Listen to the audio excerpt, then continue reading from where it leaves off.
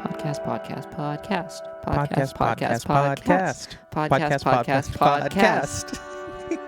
Okay. Should I just jump into it? Yeah. Let's let it rip. Hello and welcome to Season 1, Episode 3 of Should Have Sent a Poet, a podcast about the stories we tell beyond the stars. Today we're scouring the fields for 2002's Signs. My name is Natalie Bickelhop, and I'm joined by my co-host, Natalie Epstein-Hogue. Hi, I'm Natalie Epstein-Hogue. I love being out here in the cornfields. We're recording, if you can hear the crickets in the background and all of the beautiful noises of nature, we're recording in a cornfield right now, totally for real. On this show, we watch your favorite first contact and space exploration movies to discuss. Podcast.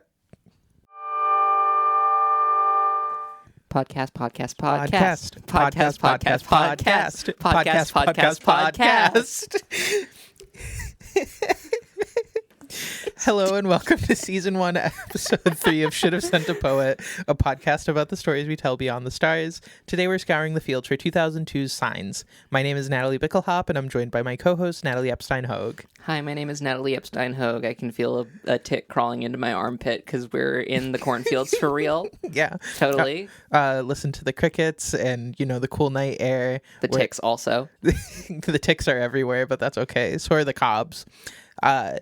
On this show, we watch your favorite first contact and space exploration movies to discuss what they say about humanity and our wider world.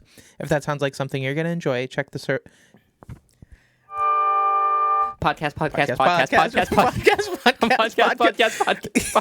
See, this is why I keep fucking up. Hello and welcome to Season 1, Episode 3 of Should Have Sent a Poet, a podcast about the stories we tell beyond the stars. Today we're scouring the fields for 2002's Signs. My name is Natalie Bickelhop, and I'm joined by my co-host, Natalie Epstein-Hogue. Hi, I'm Natalie Epstein-Hogue. We're in a cornfield. This is our third run-through of this joke. And it gets funnier every single time. Every single time. Enjoy the ambient crickets and other such noises of nature. On this show, because we're totally in a cornfield and not my music studio at home. Here, you can listen to me rustle the corn. You totally can't hear ambient noise of traffic and police cars going by in the background, indicating that we're somewhere in an urban center. Hopefully not. It would be so fucking funny if you just put all of those sounds together. We're actually in hell. It's like that art installation in Battery Park in the 70s where they just put a wheat field in. Doing that to our podcast. Yeah, exactly. On this show, we watch your favorite first contact and space exploration movies to discuss what they say about humanity and our wider world. If that sounds like something you're going to enjoy, check the show notes for our social media and how you can participate in our Q&A episodes. With housekeeping out of the way, how are you doing, Nat? I'm doing pretty good. Yeah, I'm having a lot of fun already. I think we're fun and bubbly for this hot mess of a film. Yeah, we're hot messes for what is kind of a total nightmare not a total nightmare. I actually really like this movie. It's a lot of fun. It's not very good though. It has its moments, but yeah, I would agree overall it's not a good movie. Yeah, I would definitely say so. Also, if my voice sounds a little more hoarse or anything like that, I was at Pride last night and I was screaming real loud for all of the gays and the transes and etc. Because I love my community. So just we'll get right into it. The Signs is written and directed by M. Night Shyamalan, and it is a bizarre watch like most of his movies. It stars Mel Gibson, boo, Joaquin Phoenix, Cherry Jones, Rory Culkin, and Abigail Breslin, and it follows Pennsylvania preacher Graham Hess's family after they discover crop circles in their cornfields. I want to add also, I want to talk about the score of this film, and it was scored by James Newton Howard, who you will also recognize as scoring the Hunger Games franchise, as well as the absolutely terrible Harry Potter spin-offs, Fantastic Beasts. Oh, he also scored that franchise, and so that's the composer we're talking about today. He's also scored a number of other Shyamalan films. I see. So they're long-term collaborators, it sounds like. And it was fully designed by Paul Beryl Holzheimer and Andrew Bach, and I think it'll become more apparent why I'm shouting out, more so calling out, the sound design department on this film. You've got things to say, and I'm excited to hear them. It's foreshadowing. Yeah, I do want to say, so before we get into the plot, I do want to talk about the opening credits. The song that plays over the credits does sound like the Home Alone theme. Panic Attack Overture. It just like it sounds exactly like the Home Alone theme, and then when you get into the movie, one of the children is played by a Culkin. Yeah. And I thought I was going a little bit crazy because I was like, first Home Alone music and then Culkin time, and it was a little bit bizarre. It feels just a little bit referential. Maybe more than just a little bit referential. One of the many things meant to unmoor you from reality while watching this movie. Yeah. Okay, so jumping into it, we open on former Episcopal preacher Graham Hess, played by Mel Gibson, who wakes suddenly from his bed. And as he starts to get ready, he hears his daughter Bo and his son Morgan screaming in the cornfields for help. Graham's brother Merrill, played by Joaquin Phoenix, joins him as he sprints outside, and together they run into the cornfield and find Bo. Bo is a young girl, maybe like 6. Mm-hmm. I have no idea how old children are a lot of the time. This movie plays really fast and loose with time. Yeah, it definitely does. And she is characterized as being very imaginative and a little spacey in the way that like odd, whimsical children often are. Yeah. There's like a lot of like her having visions and just sort of like seeing the future. It's weird. These are two really haunted children in this movie. I also want to bring up, and this is a thing we were talking about a little bit before we started the podcast, but the reason I called out the sound designers before we started is that this scene really stands out to me because the sound design of it just doesn't feel diegetic. In a lot of this movie, and especially in this opening scene, I think particularly like the gasp of Graham Hess as he wakes up, and like just some of the other sound effect elements, I feel in a lot of this movie like I am watching silent film that has had sound effects added over it.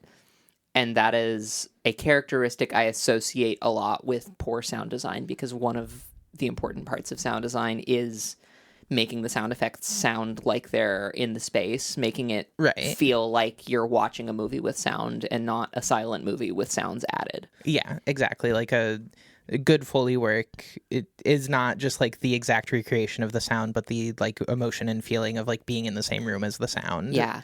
But then at the same time, I think it's good to bring this up at the start, because something that you were mentioning is like a characteristic of Shyamalan's work.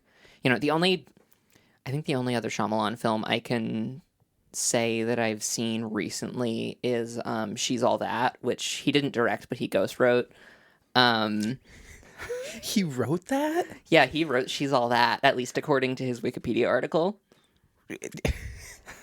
We were talking about this off mic, and I thought he just produced it, and like I thought he funded it. I didn't know he ghost wrote it. So someone else wrote the first draft, and then supposedly M. Night Shyamalan ghost wrote the draft that got producers on board and actually got the film produced and created. Fascinating. Yeah. Producers love this guy. They just keep giving him money. They keep giving him money to do these. Yeah. But anyways, a characteristic you mentioned about M. Night Shyamalan films that I think, you know, isn't so present in She's All That because he didn't direct it, but is definitely present here, is just that like the whole vibe of his cinematic universe is meant to feel a little bit like stilted and out of body. Yeah. And I have to wonder if I think a recurring topic of conversation as we get into this film is going to be how much of the weird sound design, the weird dialogue, all of these like jarring and off-putting elements that I think ultimately make this a bad film, how much of that is intentional and how much of that is genuine incompetence on the part of the production team. Yeah, absolutely. And at a certain point, I think if it was all directing choices, like more like immediate directing choices, then I would kind of be like, ultimately it doesn't matter because it is how you read it, and whether or not he was being incompetent behind the scenes is one thing. But when it comes to stuff like sound design, I think it is the read is purposefully doing poor sound design is kind of like a really odd pick. Like a very weird and specific decision when you're trying to make like a stilted movie, and it can definitely, like, it absolutely helps with that prospect, but it's also one of those things that can unmoor an audience more than just like the weird stilted dialogue and the long pauses and like the awkward just like exchanges that like permeate this movie. I think purposefully doing poor sound design is kind of I don't think that one happens very often. It's a weird choice for sure if it is intentional. And I think, you know, maybe the lens that it's useful to look at this through as we move forward is just analyzing, like, okay, it may be a weird choice, but does it work? Yeah. And I think in this opening scene, it doesn't. Yeah, no, I absolutely, yeah. But we'll get more into it as we go. This movie has a lot of weird sound effects, and the music is kind of all over the place in a fun way. The music is really sparse. That's another. Yeah. I mean, this is a really sonically sparse movie as it is, but I think, like, especially, like, there's only the OST for this film is only 46 minutes long, and you listen through the OST and you hear a lot of sections that don't make it into the final cut of the film. Interesting. Yeah. I do. We can talk about this more later, but like I do like the music that's in there. I just think it calls attention to itself really heavily at times. Yeah. In the same way that like I think Twin Peaks does a very similar thing where it reuses the same like themes over and over again to sort of. That show is also interested in kind of unmooring you from reality in a lot of ways. Lynch likes doing that in general. But there's just like the Home Alone style music at the beginning, and then there's a part later on where it literally sounds like Goosebumps music. Yeah. The musical choices are just very interesting, and I don't want to I don't want this to be like, oh, Signs is like a secret masterpiece that was built to just weird you out, because it's a very me-specific experience, I imagine. But it is a competent score that is rich in symbolism that I'll get into as we get into it in my notes. Hell yeah, that sounds good. So jumping back into the plot, the kids are out in the cornfield. They run out to find them. Bo... like you said earlier, both of these children are very haunted. I think that's another like Shyamalan-ism of like you look at like The Sixth Sense. Haunted children kind of permeate his movies in a way that I think that was also kind of like a really big thing in the 2000s in my memory, like the 90s and 2000s. Oh yeah. And I don't know if it's just because I don't watch those kinds of movies anymore, but I feel like it's less common now to have the haunted child hang out in your movie. So Graham is talking to Bo and asks where Morgan is, and instead of answering, she just goes, "Are you in my dream too?" And he kind of just like ignores her, and they go find Morgan like nearby. He's like 9 or 10, and he is classic like precocious child. He's incredibly curious, self-assured, and he's little kid who knows a lot of big words. Yes, exactly. And has a face that has lived 1,000 years. Yes, which I feel that's a very Culkin family trait. Yeah. There's a lot of character in the Culkin children. And he's still imaginative, and it falls into what I would characterize as flights of fancy, but usually he's correct, and the movie kind of like just keeps pointing to him being correct, and like he kind of has, if Bo has like sort of like precognitive abilities, I think Morgan just kind of has like a very clear outlook and sees a lot of what is going to happen and how things are going to unfold, and he just has like a very sharp eye and is very perceptive. Yeah, he's really got that that plot relevant clairvoyance. Yes. Both of them do. Yeah, and he also tends to take on a very parental role at times, which is another like precocious child thing, Yeah. I think, especially from this era of movie. It's also a very like traumatized child thing. I mean, Right. like we can talk about the parentified child till the cows come home, and I'll cry doing it. Yeah, and that it makes the sense with what this movie is ultimately about. Yeah, And so which is dead mom grief. yeah, dead mom, dead wife, everything sucks. And Graham asks what's going on, and Morgan explains that the dogs were barking and it woke them up. And Graham is like, "Are you hurt?" To which Morgan simply responds, "I think God did it." And he turns Graham's head, and we watch as he steps into like a large patch of the cornfield that has been entirely flattened. None of them are like broken. They're all just like perfectly bent over, and the dogs are running around the clearing, like barking into the sky. And any shot in this movie, the crop circles and the Hess family farm show up again and again. And I feel like those shots, like that specific, like, set isn't necessarily the right word, but like that location is just like really beautiful, and I love the way that they shoot it. Yeah, no, I think the cinematography in this film is like absolutely beautiful. I think in this scene where they're like out in the crop circle, there's this really wonderful shot that I put in my notes where like the camera's panned down at Graham Hess's boots as he walks out into the crop circle, and we sort of see like the bottom third of the screen. We see a real rule of thirds shot where the bottom of the screen is just like green. The top 2/3 of the screen are sort of that like orangey color that a lot of this movie takes on. It's like a thing that the cinematography of this movie is known for, is that like that cigarette filter LUT that they're using. But no, this shot of Father Graham's boots as he walks out into the cornfield is like absolutely fantastic. A really dynamic shot, a really like, I think a lot of the cinematography in this film is like fantastic, and I think there are so many places in this movie where there's like a beautiful shot that gets ruined by someone immediately saying something stupid. Yeah, I think that was my experience when I was watching this as well, where like I was like, I was surprised because things feel so stilted and weird, and that like going into this, I was expecting it because it's like it's a Shyamalan movie. I know that this is like what they're like. I've seen The Happening. I know what's going on.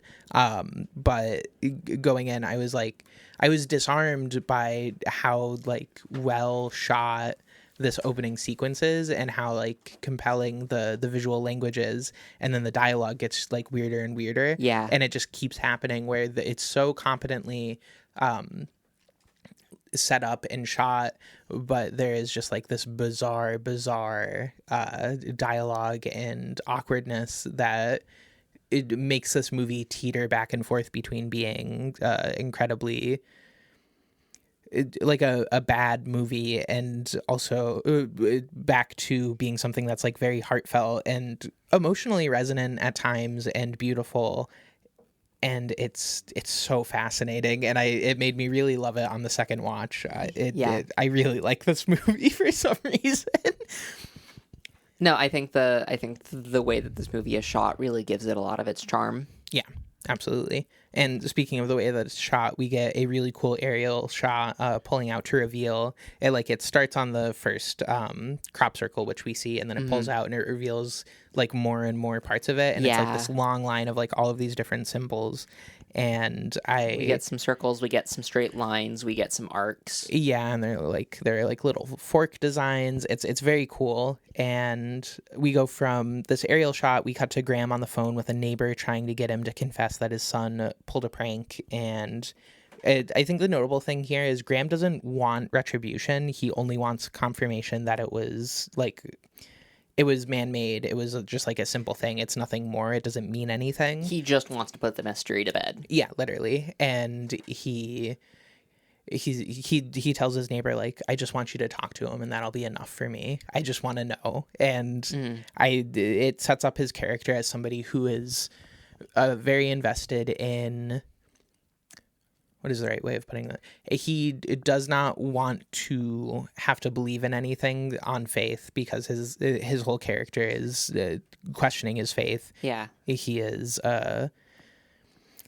a reverend who has lost his faith. And so anytime that there isn't a simple answer for something, he gets incredibly uncomfortable with it and he doesn't want to engage with it. Yeah, and I think it sets up the overarching plot arc of Mel Gibson's character. Yeah. He's a character who has had his faith shaken. That is mentioned implicitly several times. It's also mentioned explicitly a couple of times. And yeah, his overarching like character arc is like someone whose faith has been shaken and wondering if he's ever going to come back. Yeah. I think that's all I have to say about that for now. Yeah. I have some more things to say about it later. Yeah, absolutely. We can talk about it more. But this is a guy who is in denial and doesn't want to acknowledge anything. And this is one of those moments. And he talks about how like it was really strange and like concerning and upsetting to just like find it like that. And he's worried about the kids. And I'm going to point this out multiple times because I think it's so fucking funny. We get the first name drop of Lionel Pritchard and the Wolfington brothers, which comes up so much. And I think it's such a fucking funny thing to say. That's such a hooligan name for some kids. Literally, it's like these are the Boxcar Kids or whatever. It's like it's Lionel Pritchard and the Wolfington brothers, you know? And it's peak cheese and it's so funny. It is only a step back from like Old Man Jenkins' Place. Yes, literally it is. It's so Old Man Jenkins. And I think the other thing is that they never shorten it. It's always Lionel Pritchard and the Wolfington brothers, or the Wolfington brothers. And it's never just the first name. It's always the last name. And it feels very small town to me. Oh, absolutely. A lot of this movie, I think, this is a tidbit I learned about M. Night Shyamalan while researching this movie. M. Night Shyamalan grew up in Bucks County, Pennsylvania. Like, oh shit. Suburbs of, not quite this rural, I don't think. It sounds like it was more like suburbs of Philly, Bucks County. But yeah, this is like very much set in the place where M. Night Shyamalan grew up. Yeah. And so it feels like, and even, when they go into the small town, they go into the town of Newtown, Pennsylvania. It feels very much like this film is a way for M. Night Shyamalan to engage with the place that he grew up.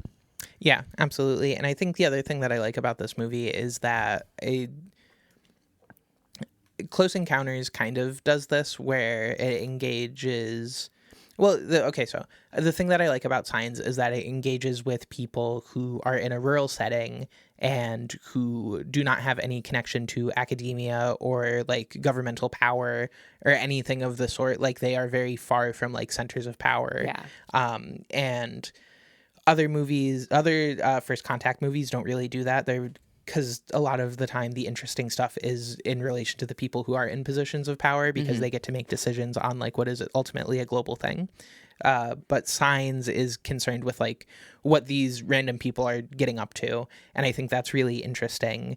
And I don't know, I just find it really refreshing and fun. And it reminded me of home, the place that I grew up, in a very positive way, where I was like, I feel this very deeply, and I kind of know this place, even though I didn't grow up in Pennsylvania. And I think it's a unique thing. And Close Encounters of the Third Kind kind of gets to this with the character of Roy, but there's still like the other half of it where it is about the government researchers. And so there's nothing as pure as Signs that I've seen yet. And I find that really interesting, that this is the little guy movie in a lot of ways. Yeah, I think even, the characters of, like, I think the authority figures we do see, such as Officer Paskey and some of the TV announcers, even they're kind of in this, like, helpless place around the plot.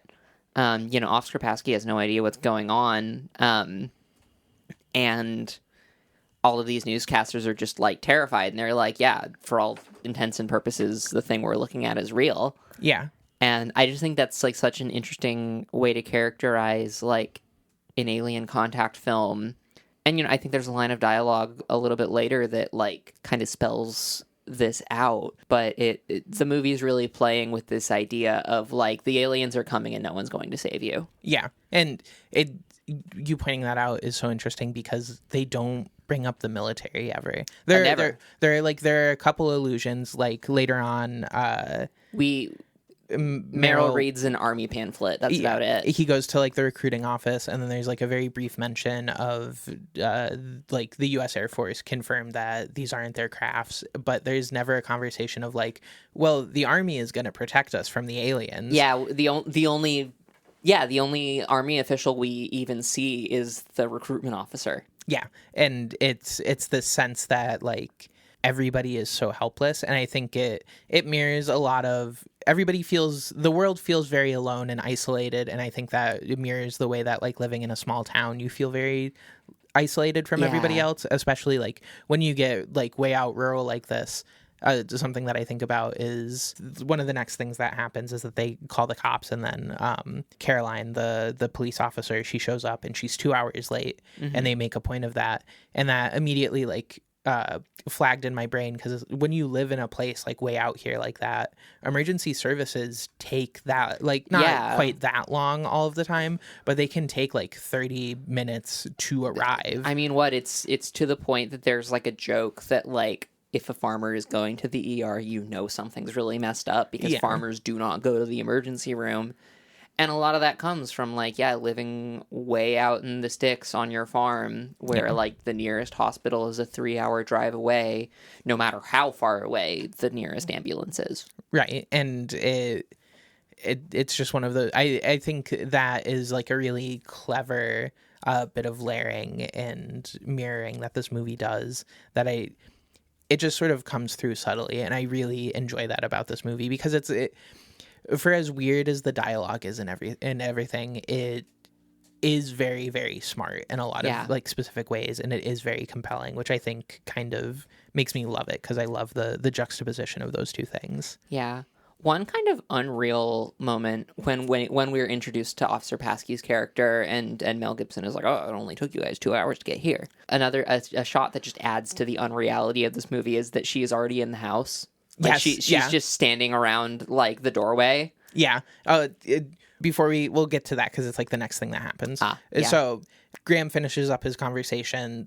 Lionel and the Wolfington brothers, they were at the movies. And then Morgan says that Houdini, one of the dogs, pissed in the house and might be sick. So Graham offers to call Dr. Crawford, and Morgan complains that he doesn't treat animals, which Graham just shrugs off. This is noteworthy for later when we get a reveal. And because there is a veterinarian in this town. There is a veterinarian, and we meet him later. And I also want to point this out. This is one of the weird moments. For some godforsaken reason, Graham decides to clean up the pee with an oven mitt on. he grabs like a towel or a paper towel, and then he puts on an oven mitt and then does it. He's really Johnny Piss Hands in this moment. I clocked that too because we lost poor sweet Winston. Yeah. Like right before we recorded the Contact episode. It was very sad. Yeah. But I've cleaned up a lot of dog pee off of the floor. Yeah. And some of that is, like you kind of fold up the towel to the point where you don't expect to get piss on your hands because you don't want to get piss on your hands. Right. And you definitely don't want to get piss on the oven mitt. That is like kind of a bitch to clean in a lot of ways. Yeah. Well, the oven mitt, like a lot of oven mitts can't go through the wash. Exactly. And so it's now great, you've soiled the oven mitt. Fantastic. Yeah, go buy a new one, I guess, asshole. Like so he does that with the oven mitt on, and then he goes to round a corner to like throw it away, I guess. And he rounds the corner to find Caroline there, and she's just standing there inside the house already. He's getting piss on his hands as a confidence boost to talk to the police officer. Literally, and you can see the front door is like open and there's a screen door, and it's like this is a rural area. This is kind of how it works a lot of the time. But it is wild for the police officer, even if you know her and are like close friends or whatever, just bizarre behavior. Yeah. And it reminds me a lot of just like people appearing behind people. It reminds me of Father Joss in Contact, where he just like materializes to jump in on a scene and say something inflammatory. Officer Paskey with the steel chair. Literally. I love that her opening dialogue, to contribute to the small town vibes of this movie, her opening line of dialogue is just this inane story. I have it written down. Yeah. So Graham is like, wow, I called you guys 2 hours ago. You got here quickly. And she says she's 2 hours late because old Mrs. Kendallman twisted her ankle after avoiding getting, paraphrased it, but after avoiding getting hit by kids on skateboards. And then as revenge, she went to the skate shop and spit on every board in the store. Spitting. Yeah. And the cop is like, and, you know, she must be sick or something because I swear I'm not going to eat for a while. Yeah. And it's like some nasty images came into my mind about what that spit looks like. And it's also worth noting that the skate shop is apparently owned by a guy named Thornton, which is a great name for a skate shop. Owner. I read this as just being like the general store that had some skateboards. Maybe. As just being like an outdoor store. That would be more realistic, but my brain went, that guy's named Thornton. He owns specifically a skate shop. Thornton Skate Shop is a great name for a skate shop. I will agree. Yeah. And I like the idea of this. I guess the place I grew up, which was a suburb of Nashville that was like a little bit, like not super rural agricultural, but like a little bit rural agricultural in the way that most of suburban Tennessee is.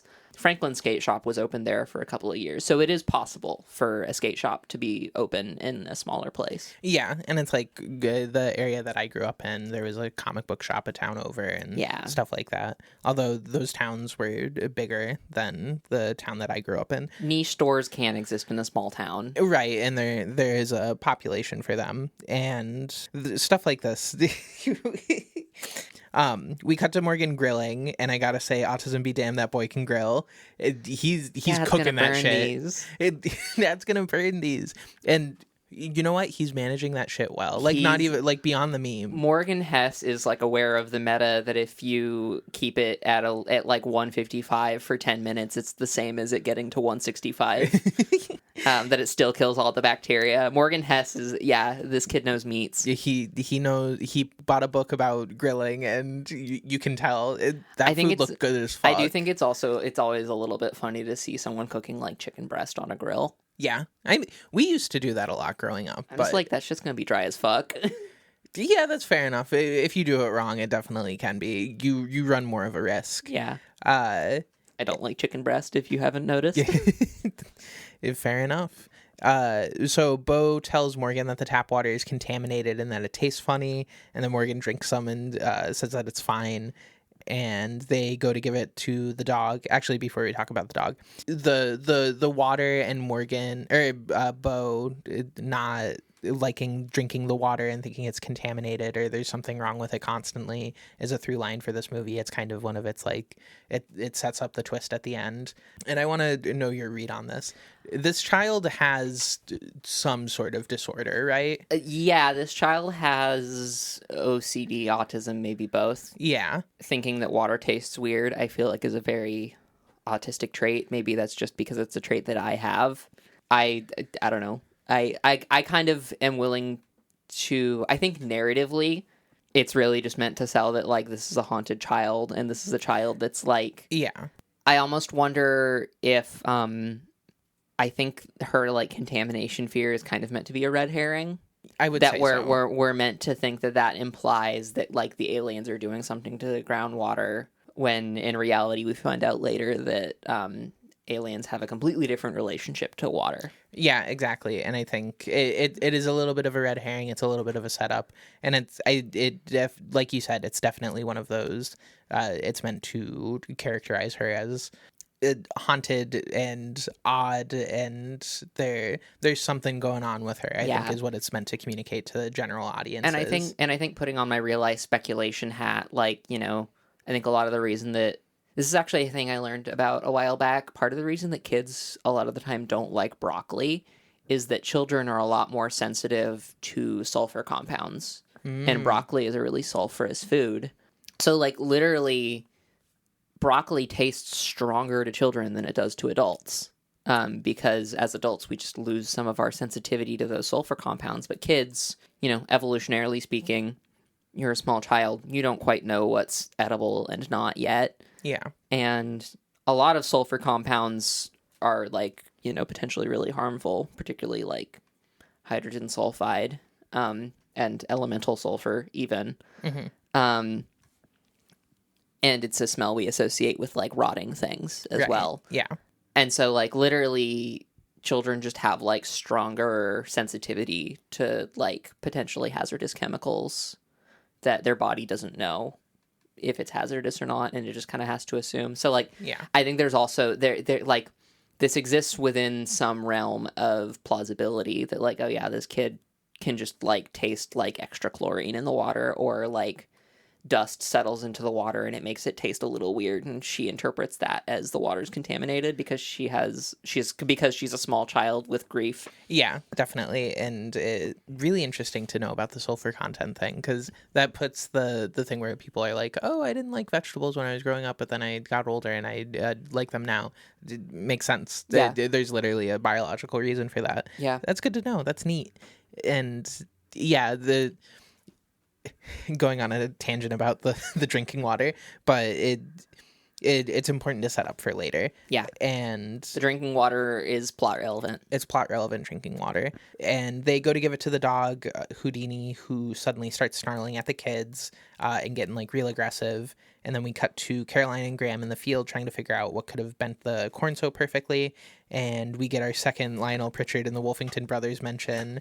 And Caroline says, it doesn't sound much like Lionel Pritchard and the Wolfington brothers. They can't take a piss without wetting the front of their pants, which I really, really like. I like that too. I also, I want to call attention to them saying like, oh, the corn's bent, not broken. Yeah. One, because I think the line of dialogue where Officer Paskey is like, now what kind of machine could bend a corn stalk without breaking it? Because I think that's just such an inane line of dialogue. The answer is like a wood plank can do that. Right, which she brings up later. Yeah. But also, as we get into the tinfoil segment of this episode later, where I get to talk about real life crop circles, I do think it's also interesting that this film chooses a cornfield for this backdrop, because when you get into real life crop circles, cornfields are actually pretty rare. Cornfields are a rare medium for crop circles. Much more common of a medium for crop circles is like a wheat field or a hay field. Interesting. That or like a canola plant field. Yeah, that's interesting to me, because I feel like I associate them so heavily with cornfields.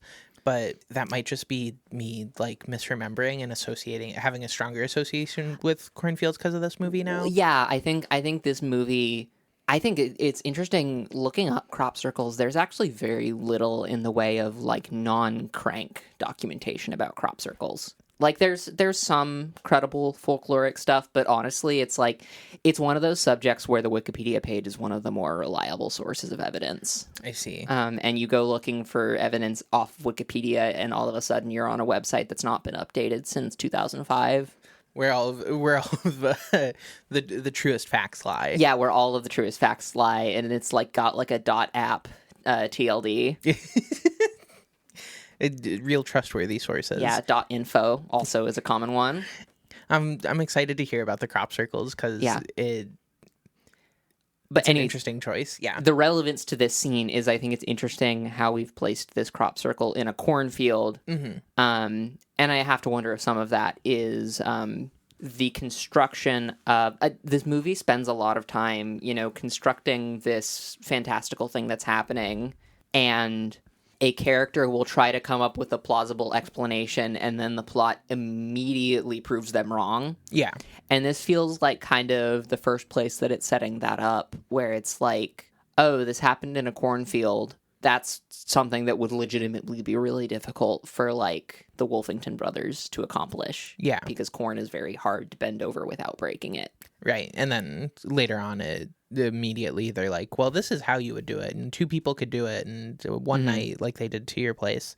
And I think that's an interesting point where all of the theories get cracked almost immediately in a weird way that makes it feel like there's no cohesive through line. It's a really anti-skeptical plot. Yeah, absolutely. It's anti-skeptical, and I think the fact that the movie is constantly contradicting itself and characters aren't really allowed to be correct for very long, Yeah. or like even the possibility of them being correct isn't really floated, I think adds to the sort of like, I wouldn't say eeriness in this regard, but it gives it a weird energy where it's constantly like starting and stopping in an interesting way.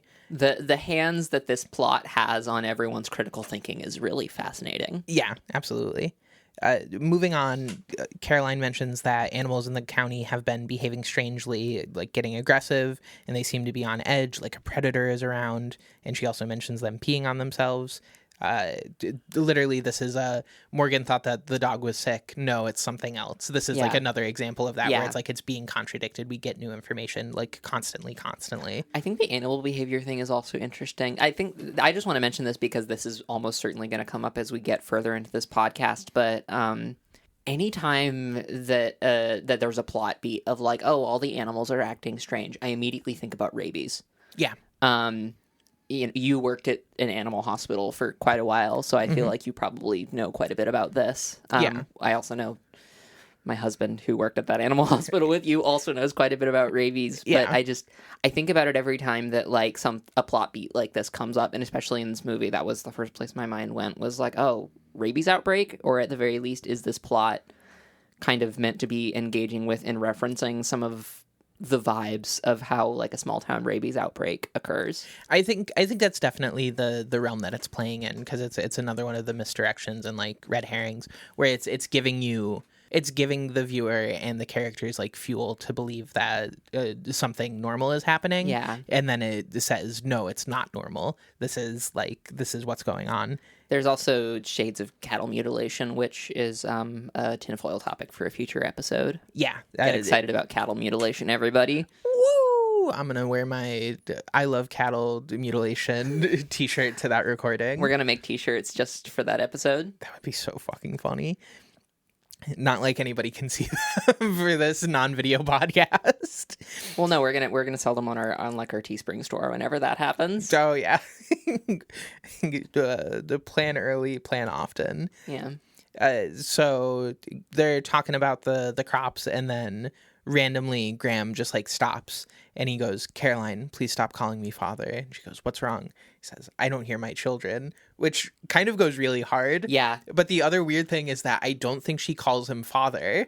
Yeah, she doesn't call him father in this scene. I don't remember. I don't think I also was like, did she call him father? Yeah, I don't think so. Like, I think I watched it back and I was like, did she say anything? It's a plot beat that keeps coming up elsewhere, where like characters keep calling him father otherwise.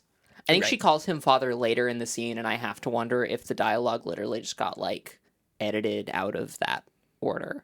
Oh, interesting. Maybe. If she just calls him father, and then later in the scene he was supposed to say that, and they just moved it to earlier in the scene because it paced better. Well, I definitely think it's definitely the setup for "I don't hear my children," because he's worried about his kids being dead now. But I just think about that in terms of, I think, you know, in talking about the competence of this movie, there's definitely a number of small continuity issues. This movie has a lot of problems with its internal and its like scene to scene continuity. Interesting. I don't know if I picked up on that as much, but I'm looking forward to you pointing it out, because you'll probably point it out and I'll realize it where I wasn't before. Yeah, I'll talk about this when we get to the scene where they go into town. Gotcha. Okay, sounds good. And so they run to the house and they see that Houdini tried to attack Bo, and then unfortunately Morgan killed him. He has to old yeller this dog. Yeah. Double dog deaths in this movie. It's rough. It's really rough. And this one's like early. It's like the first 10 minutes of this movie. It's rough. Yeah. And we then see him with his plot relevant inhaler before he walks away. And Graham tells Meryl to tie up the other dog. And then we cut to that night on the farm. Bo wakes up Graham because there's a monster outside her room and she wants another glass of water. They really just like totally skate by there's a monster outside my room. Yeah. Nobody pays attention to it. Graham goes into the bedroom and Morgan is sleeping with his head down and his butt in the air, it's like the most bizarre pose ever. And Graham just like really like casually just like takes him and like rolls him over Yeah. so that he's sleeping normally. And it's just like, why it's so fucking funny to me. Yeah. No reason for that. Yeah, it totally, it never comes up again. It's just like a visual gag, like a little moment that like this movie loves to do. I want to, calling back attention to the plot relevant inhaler, I do think it's really fun how it does allow Rory Culkin's character, who is a child, in this plot, it allows this child character to take long drags off of a cigarette. I didn't even fucking think about that. You're so right. I think, like, not a lot of movies where a character has an inhaler that's the case, but I think there's a couple of scenes where he just takes, like, a long, forlorn drag off of the inhaler. Yeah. And I'm like, this is a child with a cigarette. Yeah, I think that's an incredible read. I didn't put that together, but like absolutely, that if that kid was like 10 years older, he would be smoking cigarettes in all of these scenes. Yeah. And now I want to see like a noir movie like parody where it's a bunch of kids and one of them in every scene is dragging on an inhaler, because that would be so fucking good. Someone should give us the money to write and produce that. Yeah, we could be trusted. Yeah, I can be trusted with money. I can be trusted with a film budget. Yeah. So Bo asks, why do you talk to mom when you're by yourself? And he says, it makes me feel better. She says, does she answer back? No. She never answers me either. And so I think this is the first real mention of dead mom. Yeah. And sort of filling in that backstory. Her absence is kind of permeating a lot of the rest of the film, but this is the first time we explicitly talk about her. Yeah, she haunts the narrative the entire time. Yeah. She has been fridged, but it... Just like real dead people. Yeah.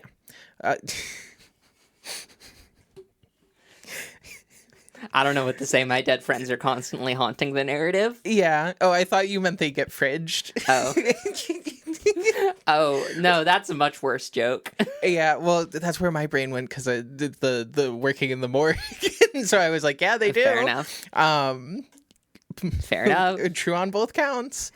And so while they're having this conversation, Graham suddenly sees a figure on top of the barn, and it's there's a lot of vine booms is like the only way that I can describe them. It's just like the really loud music sting. Yeah, there's a couple of moments where I'm like, I think I thought that this scene had one of those stabs, but there's a couple of these orchestra stabs that feel out of a sound library. Yes, yeah. Where I've like heard them before. Either the like most common sound libraries for this are like the Hollywood Edge, which if I were to put money on what sound library these stabs are from, it's probably that. Mm-hmm.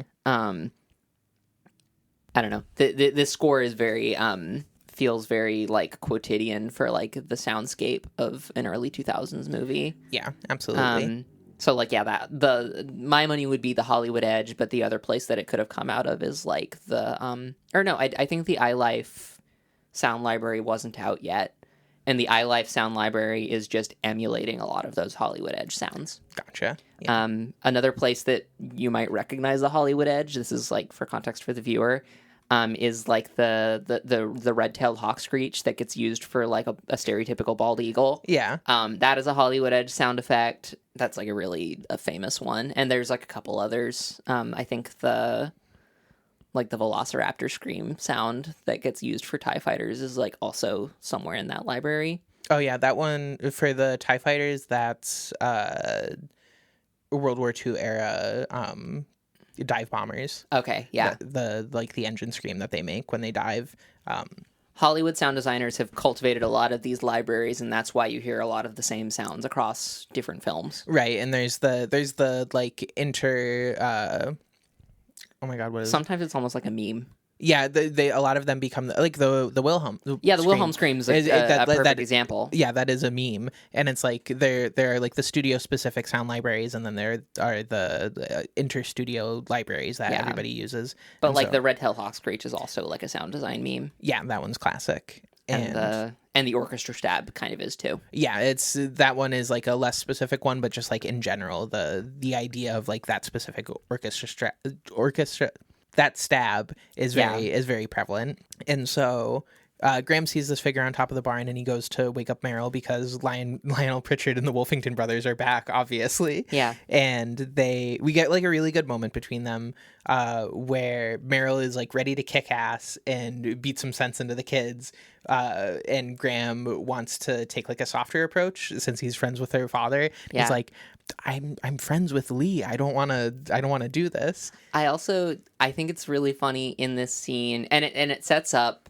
I think it's really funny that, like, as this film is engaged with, like, the idea of Christian sin, the shorthand that we've chosen for Christian sin, and by extension, what ends up being, like, the cardinal sin of this movie is cussing. Yeah. Where Meryl's like, okay, we're gonna go out, we're gonna go opposite directions, we're gonna scream our heads off, and we're gonna catch them on the other side of the house. Yeah. And Graham's objection to all of this is, you want me to curse? I wrote some of this down because I wrote a lot of the quotes in this movie down because they're really fucking funny to me. This scene is really good. Yeah, and so like you said, the plan is basically they're going to do a pincer movement around the house and like catch them on the backside. And Meryl says, act crazy, insane with anger, make them crap in their pants. And Graham goes, explain act crazy. Curse and stuff. You want me to curse? You don't mean it. It's just for show. It won't be convincing. It doesn't sound natural when I curse. Just make noises then. Explain noises. It's such a good back and forth. It's like meant to show that, like, Graham is like apprehensive about this. Yeah, and he's unsure, and I think it really characterizes him as a reverend in a lot of ways, where he's kind of... But it's also so funny because, like, no one would talk like that. No, yeah, everybody talks like an alien in this movie, which is the funny part. I have, like, known enough preachers, and none of them talk like that. Well, are the preachers Episcopal? No, they're all, like, Presbyterian. And one of them was Anglican. Okay, that... Episcopal and Anglican are close. He, like, also did a murder-suicide, so I'm, like, not sure that's a great example. Yeah, that's fair. So they get cut off after Graham says explain noises by, there's, like, the light turns on outside, and so they sprint outside. Meryl goes to the right, Graham goes to follow him, and then realizes he's supposed to go the other direction, and turns around, and he goes, I'm insane with anger. Where, meanwhile, Meryl is like, we're gonna beat your ass, bitch. We're gonna tear your head off. This is a really funny scene. Yeah, and then Graham goes, I'm losing my mind. It's time for an ass whooping. Like the worst fucking wrestler promo you've ever heard. Ignore me saying fuckling. Fuckling? The ugly fuckling.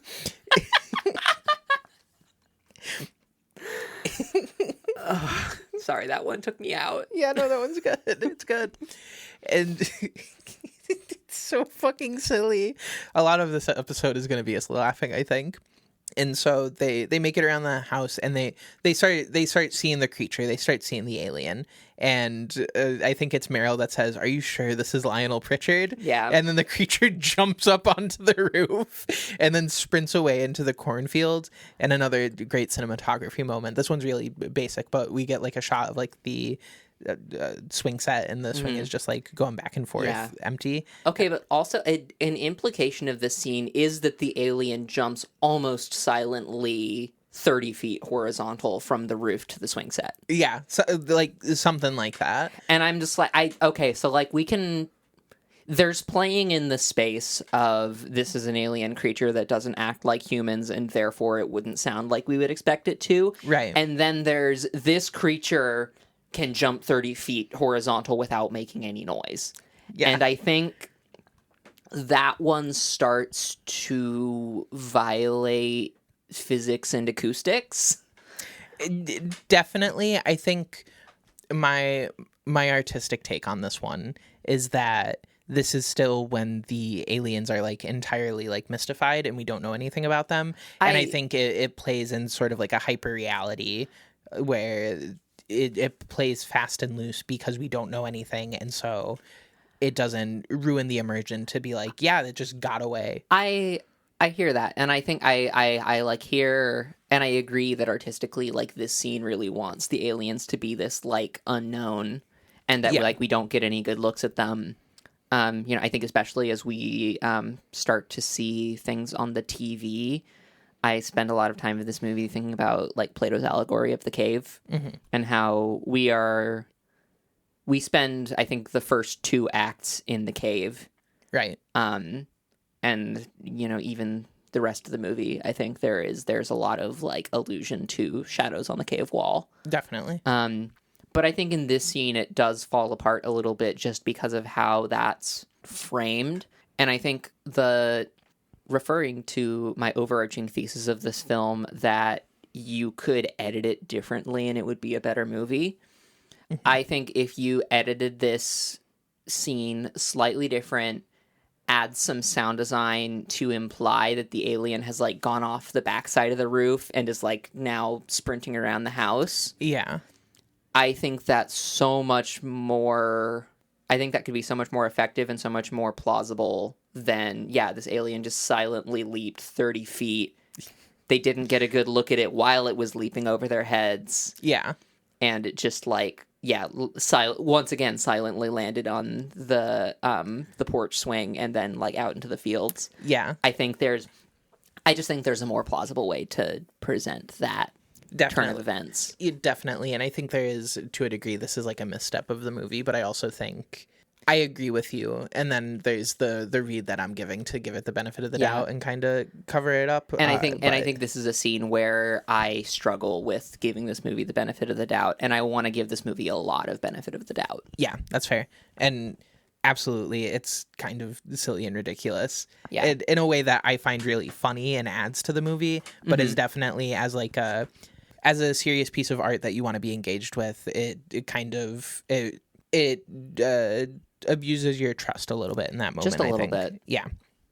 And so the next day, Caroline is at the house interviewing the family about what they saw, and Morgan is taking an interest in the walkie-talkie that Caroline has, and she tells him that the old baby monitor would be a good one-way radio, like you can basically use it as one. And then... Plot relevant baby monitor. The baby monitor is so plot relevant that I have a DVD of this movie that I got at awesome, and is good bleeped out as a brand mention. Yeah.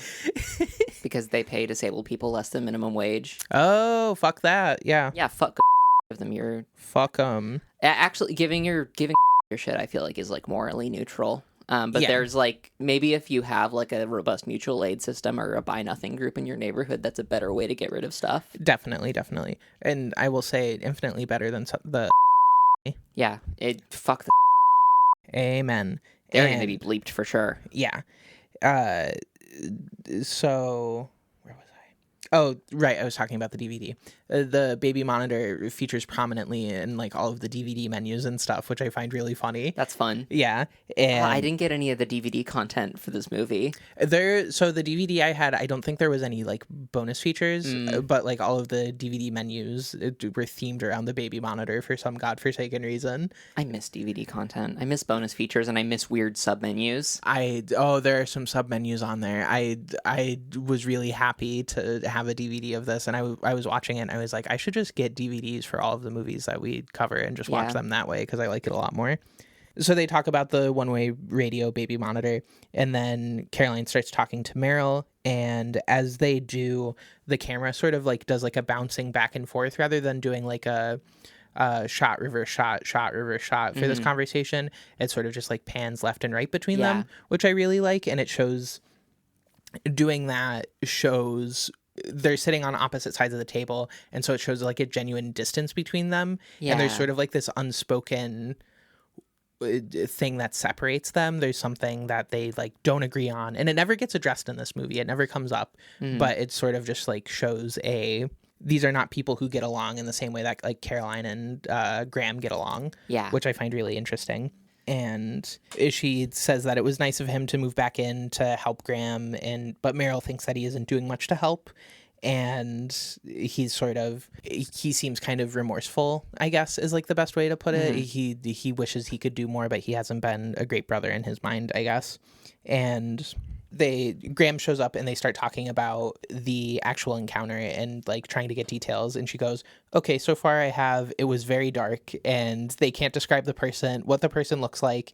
And Caroline gets increasingly annoyed because she's like, I have no idea what I'm looking for. Yeah. Like, is this person tall? Is this person short? She uses some not great language, some actively bad language from the time period. Yeah. What just fell? I don't know. Oh, is the label maker? I think. Oh no. Oh no. I want to take this break to actually circle back to when she's talking to Morgan about the baby monitor. Oh yeah, that's been busted. That's fine.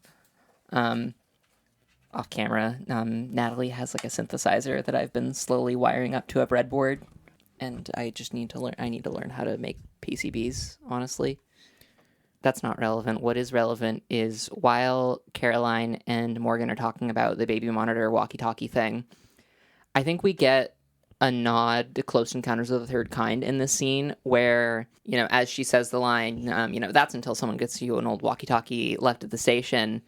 We hear Dexter's laboratory on the TV in the other room. Yeah. And we hear like the dialogue of like, it's hideous. I think this is a direct nod to Close Encounters of the Third Kind, as Close Encounters makes heavy use of Looney Tunes as like plot beats. It only happens in this place, but I think it introduces us to the TV, which is also plot relevant. Yeah. And I see that. I read that as like a direct nod to Close Encounters of the Third Kind. I would definitely say so. Like, I think movie or TVs in the background is like obviously a more universal thing, but I think the way that, as you pointed out, like the cartoon being used, and also just both of these movies have a fascination with television in a lot of ways, I think, and the consumption of media and how it affects people. And I love the inclusion of CRT wine in the sound design of this movie. I have to wonder if that's intentional or not, because it's a little hard to conceive in our post CRT era, but TVs did used to all just sound like that. Yeah. TVs used to just all have a 15 kilohertz whine. Boy, do I remember it. Yeah.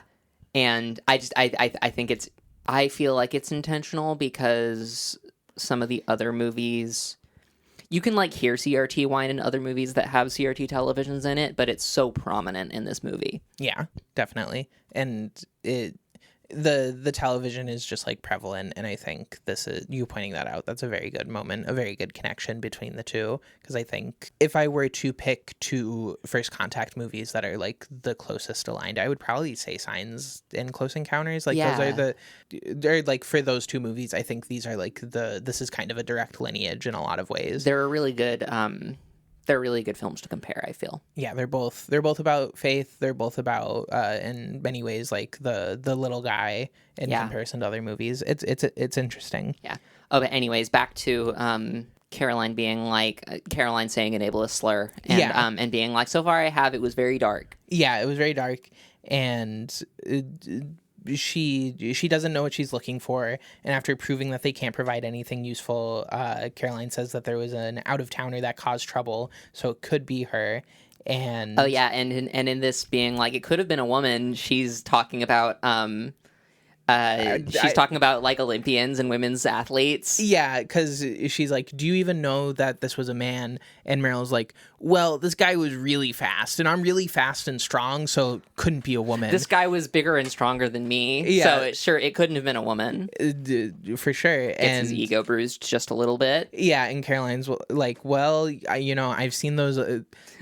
I've seen these Scandinavian women on the Olympics. She says on the Olympics, and they can run real fast. What do I have? I'm going to be totally honest. I heard the phrase Scandinavian Olympic high jumper, and I blacked out. Oh, yeah. I forgot that she says that. It's so fucking... So it's a Scandinavian Olympian. Just imagining a very fast, picturesque Scandinavian woman. Yeah, a beautiful woman. Yeah. And Meryl kind of like gets snarky with her and is like, excluding the possibility that a female Scandinavian Olympian was running around her house last night, what else might be a possibility? And she gets like snippy back with him and asks if there's anyone who would have a grudge against them, possibly from Graham leaving the church. They don't really like answer that, and I think this is another red herring kind of thing.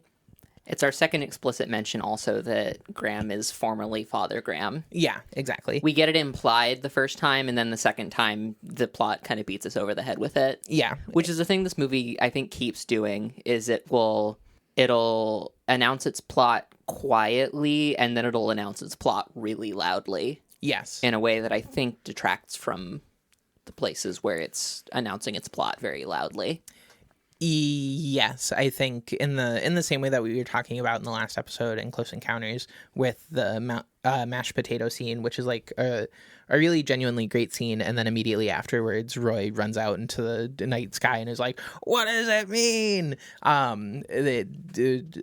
Doing subtlety and then not doing subtlety, and sort of like shooting yourself in the foot like that sucks. It really feels like someone in the test audience phase of the movie was like, people aren't going to understand this. Right, and that's not from it. And it's one of those moments where it's like, it's not from audience feedback. It's just somebody said, we got to spell it out for him.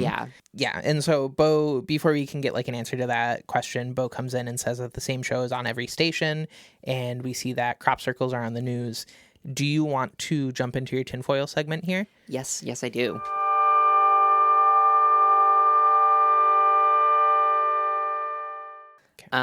So I'm going to thread this in seamlessly. So we go on the news to see a cultural anthropologist telling us about crop circles. And I bring that up because in researching about crop circles for this episode, I think I said this earlier, facts are kind of out the window when it comes to any documentation or conversation about crop circles on the internet. It's like, in a lot of my research for these muddy waters, these tinfoil segments, I think the Wikipedia page is often a good jumping off place for skeptical resources. Crop circles are kind of the first thing I've done for this show, and granted, we're on episode 3, but crop circles are kind of the first thing I've done for this show where the Wikipedia page is kind of one of the only reliable skeptical sources. The Wikipedia page and its immediate primary sources. I'm going to do my best not to just go through the Wikipedia page on this episode, and part of that is that I want to focus on some of the incidents that have happened in the UK around crop circles. In researching this, I've actually found out crop circles, a much less American phenomenon than you would expect. I think Signs really presents crop circles as this American phenomenon. Crop circles are a British phenomenon, pretty decidedly so. Most crop circles through history, the first recorded folklore incidence of crop circles was in Hertfordshire in the UK. Some farmer claimed that a cryptid called the mowing devil was coming into his field and stealing perfect ovals of crops or perfect circles of crops. And unlike some more modern crop circles where the crops are just bent over, the mowing devil was actively stealing crops, and it was, anyone even cared because in a more agriculturally dependent society, someone coming into your land and stealing your crops is a big deal. Right. So there's the mowing devil, which I think sometime in the 1640s was when that story came about. There are also some other folkloric stories about crop signs, and also fairy circles, which are when mushrooms form circles, and that tends to relate to bioavailability of nutrients in the soil. Mm-hmm. Fairy circles are proven natural phenomenon. It's just an interesting thing that mycelium does. Crop circles are, it's there's two different types of crop circles. There are obvious hoaxes and there are less obvious hoaxes. I, in my research for this episode, did not see anything that really compellingly felt like this couldn't have been made by a person. I did come across a lot of supposed experts who were claiming that these things couldn't have been created by a person, and I just saw a lot of land art that could have been made by a really passionate nerd. Yeah. And I think I specifically see that in talking about the Chilbolton incidents of crop circles. So Chilbolton is a small town in Wiltshire in the UK. Or no, it's in Hampshire in the UK. Hampshire and Wiltshire are two abutting counties in the UK, and they're kind of the hotbed of like early crop circles, especially of like the early 90s, the late 80s and early 90s. There were these two guys, Doug Bauer, not to be confused with president of Doug Bowser. Doug Bauer and the other guy, Jerry Onley, I'm gonna say. I don't know. The headman for the Misfits and Doug Bowser. It was Lionel. Lionel Pritchard was there too. Yeah, Lionel Pritchard was there, and the Wolfington brothers. They were all in Wiltshire in the UK. And the thing about crop circles is that they're a really easy thing to decide to make because you're bored. Mm-hmm. I don't know if you've ever read like Jane Austen, but I think a notable characteristic of the British countryside, even into today, is that it's boring as fuck. Yeah. It's part of why Britain has like some of the highest incidents of recreational drug use in the world is because there's fucking nothing to do there, especially out in the countryside of England. But another notable thing about the Wiltshire, Hampshire area is that it's where Stonehenge and Aveburyhenge both are. Mm-hmm. Well, you'll know these as like druidic sites that were, used for, I don't know enough about like the druid religion, but the sort of like druidic religion, and they built these like massive earthwork pieces that some people think were temples, other people think were like related to aliens. Regardless of what the specific intentions of those people are, that we may never know because it was thousands of years ago. I think it's like fascinating as just like pieces of earthworks that are thousands of years old. Absolutely. And that are like cultural heritage sites. Yeah. And I think that's the overarching picture I have to paint about like the Wiltshire, Hampshire crop circles, is that it really does feel like this continuity of like earthworks being a piece of cultural heritage for this area of the UK. Another great circle notable in this, well, actually, two more things. A non-circular druidic site, the Anton Barnes White Horse is like one of the oldest pieces of art known, and it's a big white horse that's like made out of chalk on the side of a hill, and it actually only still exists because there is like a group of people that like go out and like remake it every couple of months as like, because rainwater makes the chalk run off slowly over the years, right. And so every now and then they go out and like crush more chalk onto the horse to keep it alive. This is Natalie in the edit. We've got a lightning round of inaccuracies here. 1, it's the Alton Barnes White Horse. 2, it was made in the 1800s, modeled off of some other white horses in the UK. And the specific one that I'm thinking of that's incredibly old is the Uffington White Horse, which is in Oxfordshire. And we don't even know that it was made by the Druids. It quite literally predates written history in the UK. Thank you, Tom Scott, for making a video about the Uffington White Horse, which is where I remember all of this from. I found the Alton Barnes White Horse while I was looking at Wiltshire on Google Maps. Sick. Yeah. And then the other great circle that exists in this area is the Swindon Magic Roundabout as a precursor to the Chilbolton crop circles, because I think, it's characterized by like a loose, like there's probably 5 or 6 different circles that get attributed to Chilbolton. And they're all kind of spread across these two counties. And there's even like probably 20 or 30 more crop circles. Oh, shit. From the late 90s, early 2000s that are spread across like these two counties in the UK. Interesting. And all of them are really poorly documented, and all of the conversation is being taken up by cranks, so it's really hard to actually figure out what is and isn't true. Yeah. But I think I have at least pieced together a plausible sequence of events. So I have more pictures to show you that I will link in the description. In 2000, right outside the Chilbolton, UK. Chilbolton is a small town in the UK. Right outside the Chilbolton radio telescope, like literally in the adjacent field, this crop circle that's kind of like a circly fractally thing. This is sick as fuck. This was the date that's important here is this was late August 2000. Okay. All of these appear in late August, I have to assume, because that's like right before harvest season, and so the crops are as tall as they're going to get. Right, and they look the best that they're gonna look. Yeah.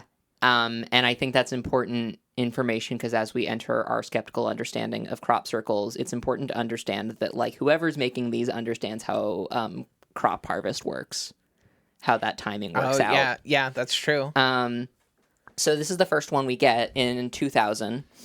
And then in 2001, ignore this gray alien. He didn't appear for a year later. But in 2001, we get... I can't ignore it. In 2001, we get this one that you see over here on the left. And also in the same field, this posterized face. Those show up on the same night. Fascinating. The like more cubic, like the thing that looks like a bunch of squares. Yeah. Is referencing the Arecibo message, which was created by a recurring character on this podcast, Carl Sagan and Frank Drake. It was a message that was encoded in binary and beamed out into like a star cluster by the Arecibo telescope. It was intended more as like a show of technological power more than it was an actual attempt to communicate with extraterrestrials. Right. And it's been widely criticized for being a flippant attempt to communicate with extraterrestrials. But so important. The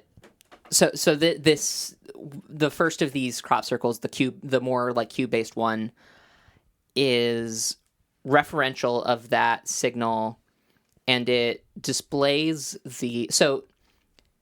that binary signal that Carl Sagan and Frank Drake made decodes out into a pictographic images made of individual pixels. Yeah.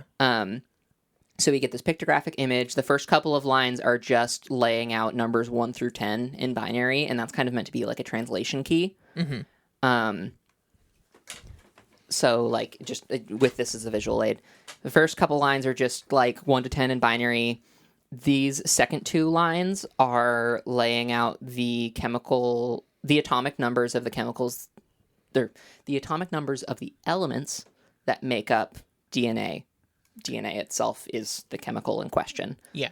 And then below those chemical compositions, we have an actual pictogram of the structure of DNA and the encoding of DNA, also like rendered in binary.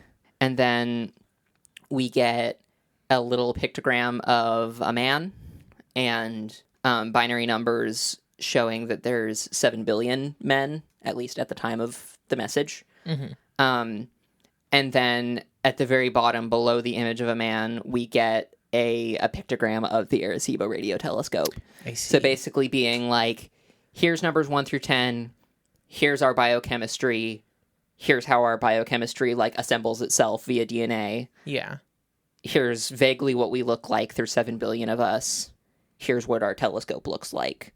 All very nerdy and like of a type you would expect from Sagan. Right, yeah, absolutely. Sagan was really obsessed with like how do you communicate with a creature that doesn't know anything about you, and he was also really obsessed with this like language of science being universal. So this crop sign, it's not a crop circle because it's all rectilinear. Yeah. But this crop sign has been referred to as the Arecibo response because it's referential of Sagan's Arecibo message, but it changes a number of specifics. Right. In the chemical makeups of DNA, they replace carbon with silicon. Oh, Okay. And in the structure of DNA, I think it's funny, it depicts a structure made of 3 strands. So instead of a double helix, it's like a triple helix. And also, I think it's funny, it corrects a typo that they made in the original message. And then I think the thing that is like most compelling to conspiracy theorists about this is in the part of the image where it like depicts a man and says there's 7 billion of us. It depicts a little gray alien and says that there's 20 billion of us. And then at the bottom, we see depicted in like pixels this same image that we saw depicted in circles. We see the same fractal image, implying that like either last year's crop circle was a depiction of the alien radio telescope, or that the crop circle was the alien radio telescope. I think that was a thing that was really just meant to be referential of, hey, I'm the same person. I'm the same guy who did this in the field last year. Yeah. You know, whether that guy be an alien or a person. I think it was probably a person, and I'll get into that because I think this was a person because this is some incredibly nerdy shit. Yeah. It's also, when you look at these images, listener, it is just artwork in like a way that I'm like, this is somebody who is very committed to their artwork and is doing something. This is like a piece of performance art in a lot of ways. I see the hand of a trained artist. Yes, in this. It's measured out, and it's like these designs specifically feel so, I am a person who is doing a cool piece of art rather than I am an alien trying to communicate with people. And I think sorry. Oh, I was just going to say, I think the thing that gets me about crop circle conspiracies, just like conceptually, is that it's such an ineffective way of communicating. Yeah. And if these people, if like aliens have faster than light travel and all of these capabilities, they're going to do something more obvious, and there's not a reason for them to like beat around the bush in this way. Yeah. And I think also, you see, I see, so the Arecibo response is kind of the main focus of this 2001 incident, but also in the same field there is like a posterized picture of a face. And I say that specifically because I see a lot of the conspiracy conversation around this being like, oh, well, this is like too perfect for a human to have done. This is like an organic shape. This would be so hard for a person to do. And I'm like, no, it's a posterized image. It's made entirely of circles. If you're not familiar with what posterization is, it's a print technique because printers, like inkjet printers, can only lay down, you know, it can lay down whatever color ink it has, or it can lay down nothing. There's no, like, you know, directly an inkjet printer or like a woodblock printer can't produce a shade of gray, and by extension it also can't produce like another shade of color from like the basic colors that you have in your ink supply. Right. And so what posterization is it plays on this visual principle and this like artistic movement of pointillism, where basically if you create a bunch of tiny dots and then zoom out, your eyes fill in the gaps. Your eyes interpret shades of gray, interpret images, like your eyes are really good at interpreting patterns out of this collection of dots. And that's exactly what's happening with this face crop sign. Is it's a face being rendered in circles. Once again, this is very much where I see like the hand of a trained artist. Yeah. Is like, this is a technique that humans developed like kind of recently. And I think it's a little bit funny, honestly, seeing all the conspiracy cranks being like, this is too perfect for a person to have made. And I'm like, no, you do a little bit of math and you can figure out how big you need to make these circles. Yeah. It's a lot to do in an evening, but you can do it in an evening. Yeah, and like, especially if you're not alone. It's all of these conspiracy theorists, it just feels like they're constantly telling on themselves. Yeah. Where they're like, I can't imagine doing something like that. Oh, I can't imagine putting in the work and like learning how to do something and doing something creative or like talented like this. And it's like, I wonder why you think that's impossible for humans. And I think that's like all we see this in curiosity about the potential of humans with like ancient alien conspiracies too. It's all based around this idea that people aren't competent enough to be able to make these big beautiful things, even though there's like literally examples in this part of the world, such as Stonehenge and Avebury Henge.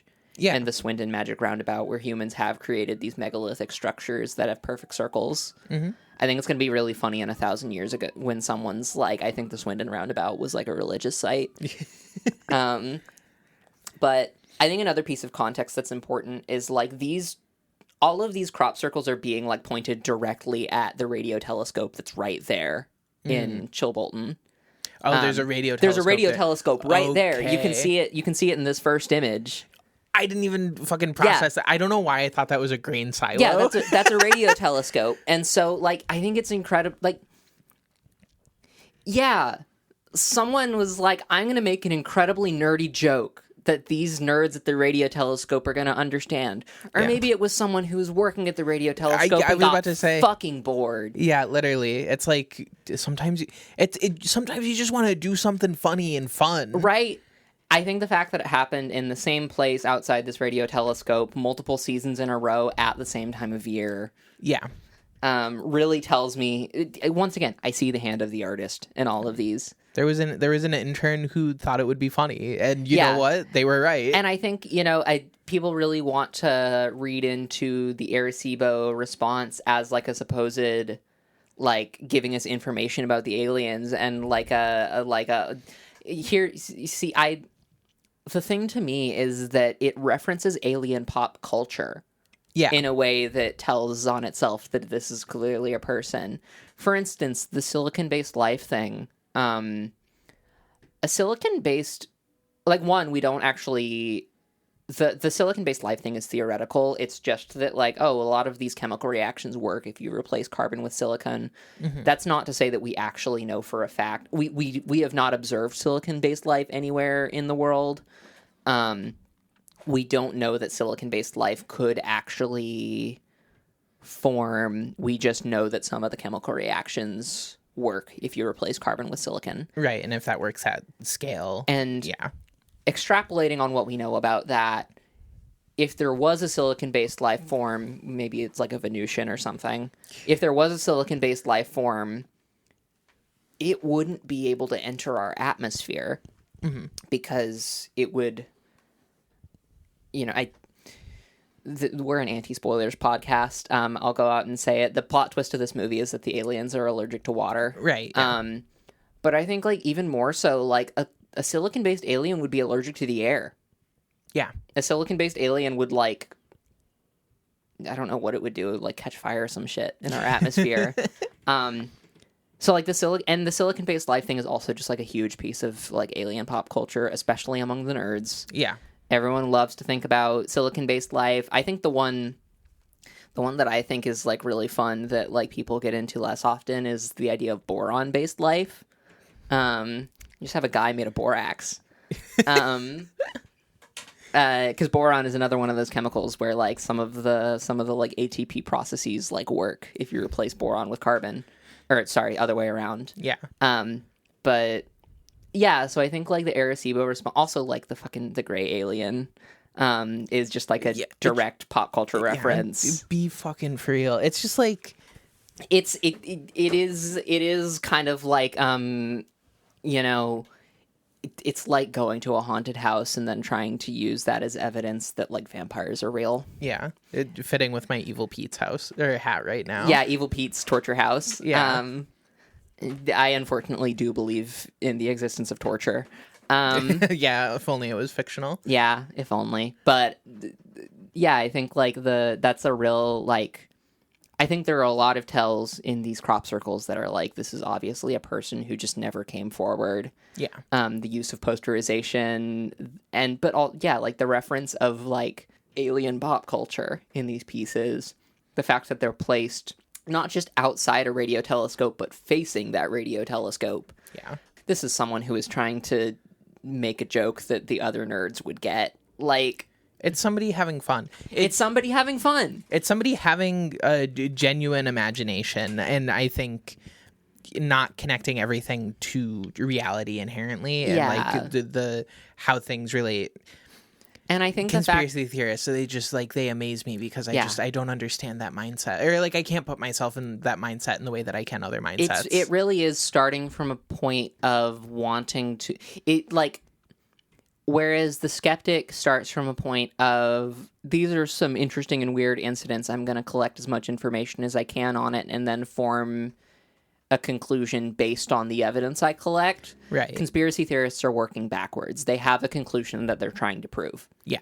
Conspiracy theorists are starting from a place of, I want to believe in aliens. I do believe in aliens.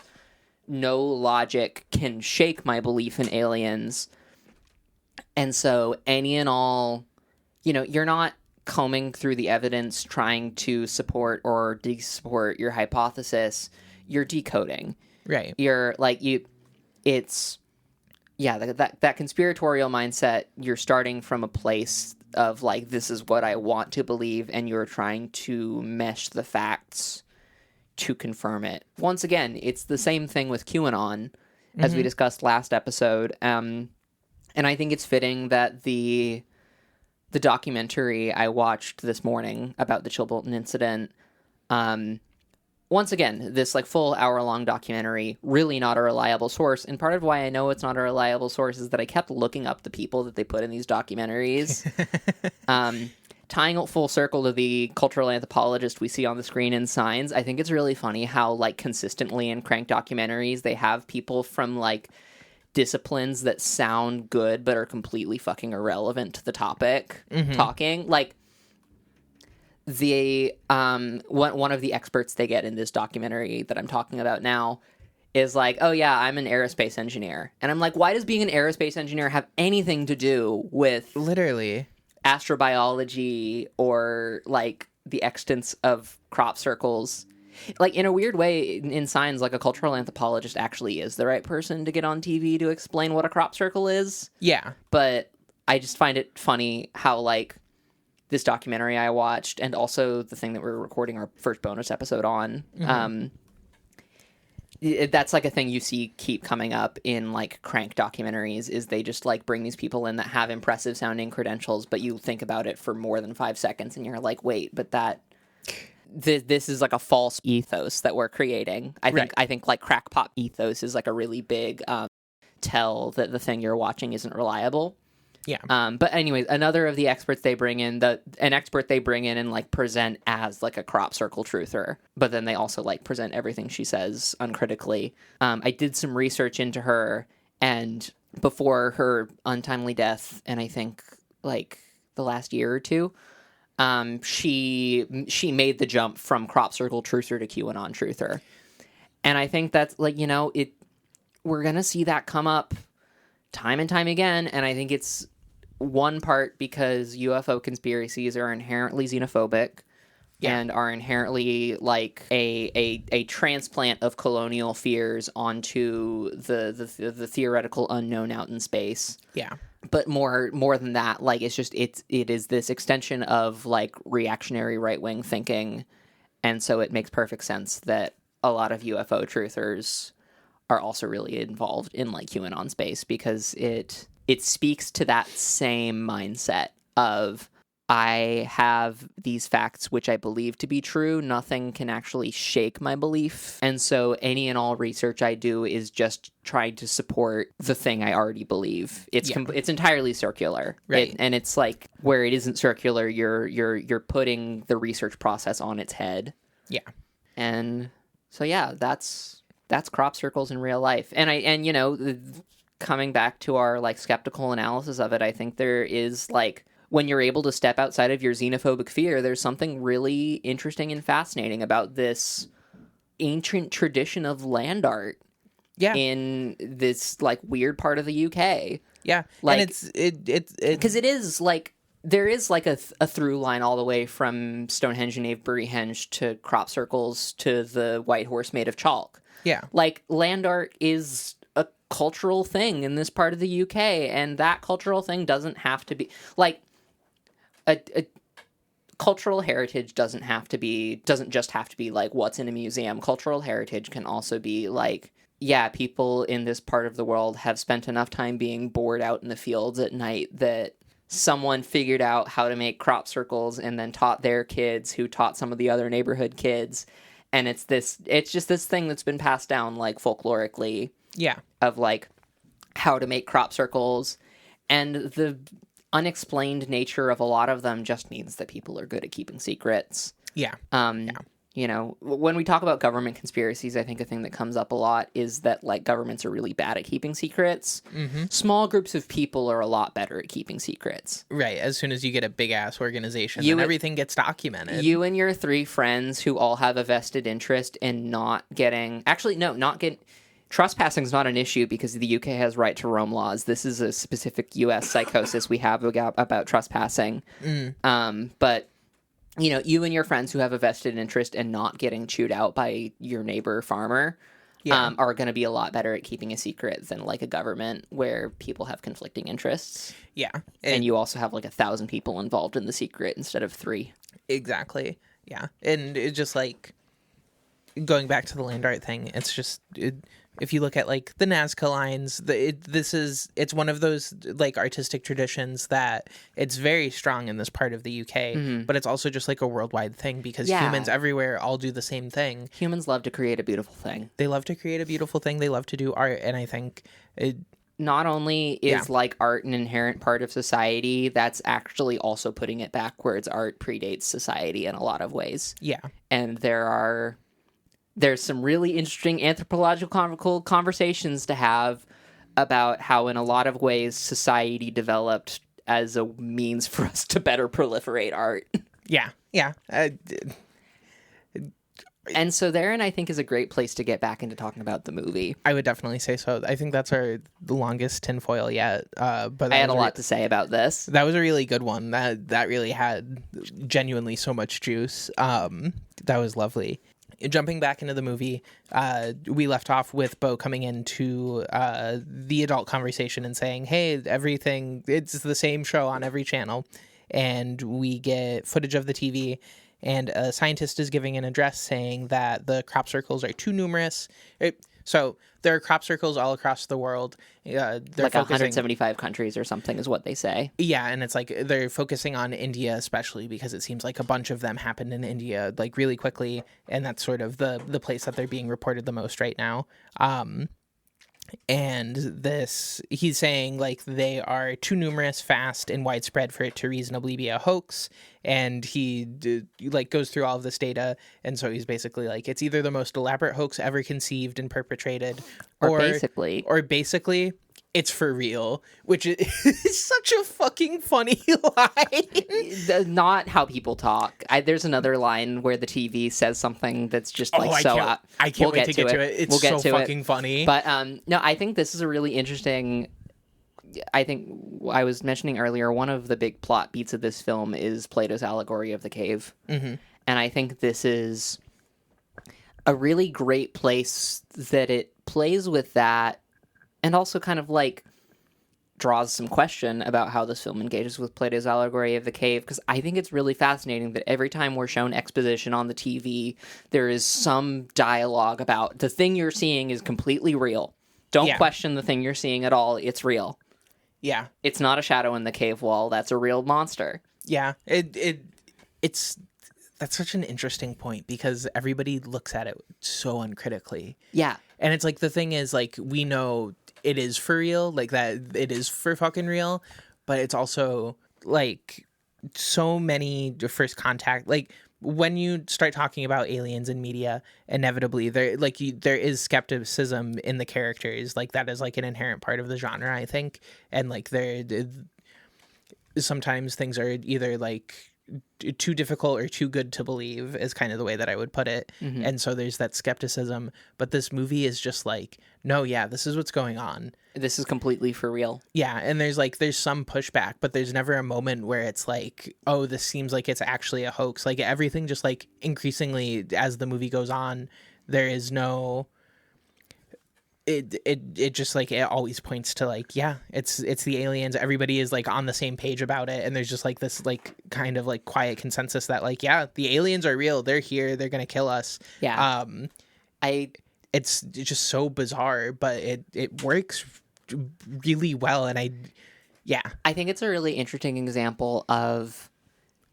'Cause I think I spent a lot of this movie going back and forth on like, okay, is M. Night Shyamalan directly trying to engage with the idea of Plato's allegory of the cave, or am I just reading into this? Mm-hmm. And I think like it feels a lot like I'm reading into it because every time we're like shown a proverbial shadow on the cave wall, we get told that it's real. Yeah. It kind of that feels to me like the plot trying to discourage the viewer from questioning whether the things they're seeing on TV are real or not. Yeah. When I think, like you were saying, it feels like a thing that is that really abuses the trust of the viewer in a way.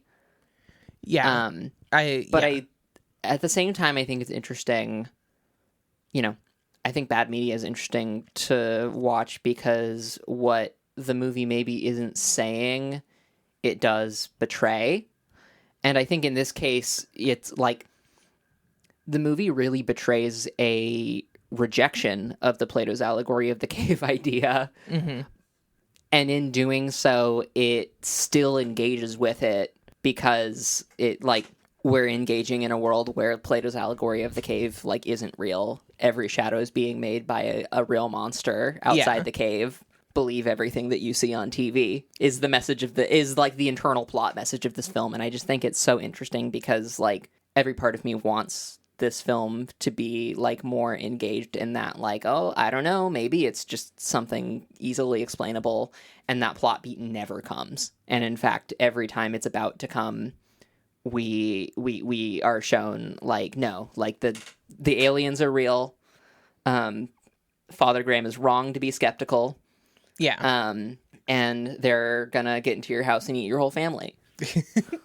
Yeah. And I think this movie's insistence on like trusting what is on television, or just like believing and like trusting in your belief in this thing and like what is being presented in front of you, and like taking it all literally. I think that we were talking before about like the connection to Close Encounters. I think that is like a through line between these two movies where Close Encounters is like, yeah, keep an open mind and just like believe in this stuff. Yeah. And you should trust, and you should like pursue it with curiosity, but it's still like believe, and skepticism kind of like holds you back from the truth. And I think that's like true in both of these movies. And I think the thing, Close Encounters, like it presents like an alternative view, more genuinely, but ultimately Signs, there's like a dissenting voice within this family unit. And the other thing is that it's all couched in, this is a guy who is very bitter and hurt and can't find comfort in this thing that like he built his life around. Like he can't find comfort in his faith anymore. And so the skepticism, comparing the skepticism that appears in Close Encounters, it's much stronger compared to the skepticism that is presented in Signs, because Signs says the skepticism is inherently like biased. Like this is, every skeptic argument is a straw man. Yeah, in this movie, and it's because we don't see any other real skeptics. We only see this guy who is bitter, and everything is colored by this loss, this like recent loss, and this like wound in his heart. And so there is no opportunity for a dissenting view. It's just very interesting. It feels a little bit, well, Father Graham is the real conspiracy theorist for not wanting to believe in aliens. Yes, and it's like for not like believing in God, like not accepting. Yeah. It's just like, it's such a weird, I think part of what this movie is doing is that it's creating like an alternate reality where all of these like signs from God, like they're constant and they exist and they're real. And the skepticism becomes more about like, how do I say this? I don't even know how to say this. It's just like, it's an inversion of our own reality. It's and the skepticism becomes about like Graham's hurt feelings. Yeah. It's very it's very Jesus flick in that way. I think I was surprised when this movie in the last 10 minutes was like, surprise, I'm a Jesus flick. Yeah. M. Night Shyamalan has talked about this. Like, he went to Catholic school, but he doesn't consider himself Christian. Mm-hmm. But his movies end up all being about spirituality. And I think in this one, the movie ends up being in spirituality in the way where it's like, it's a little bit of a Jesus flick. I think it definitely, I think it teeters on the edge of being a Jesus flick in a lot of ways. And I think the thing that I like about this movie is that it uses that, how do I phrase this? I think it uses faith. It discusses faith. And it kind of, it's very Jesus flicky in that way, but it ties that in deeply to like this family unit and sort of, I think it diffuses what could be just like a really heavy handed, you need to believe in God, sort of like argument into something that's more about like healing this family. Yeah. And so it's a little bit diffused, but it definitely walks up to that line. Yeah. In some really interesting ways. Yeah.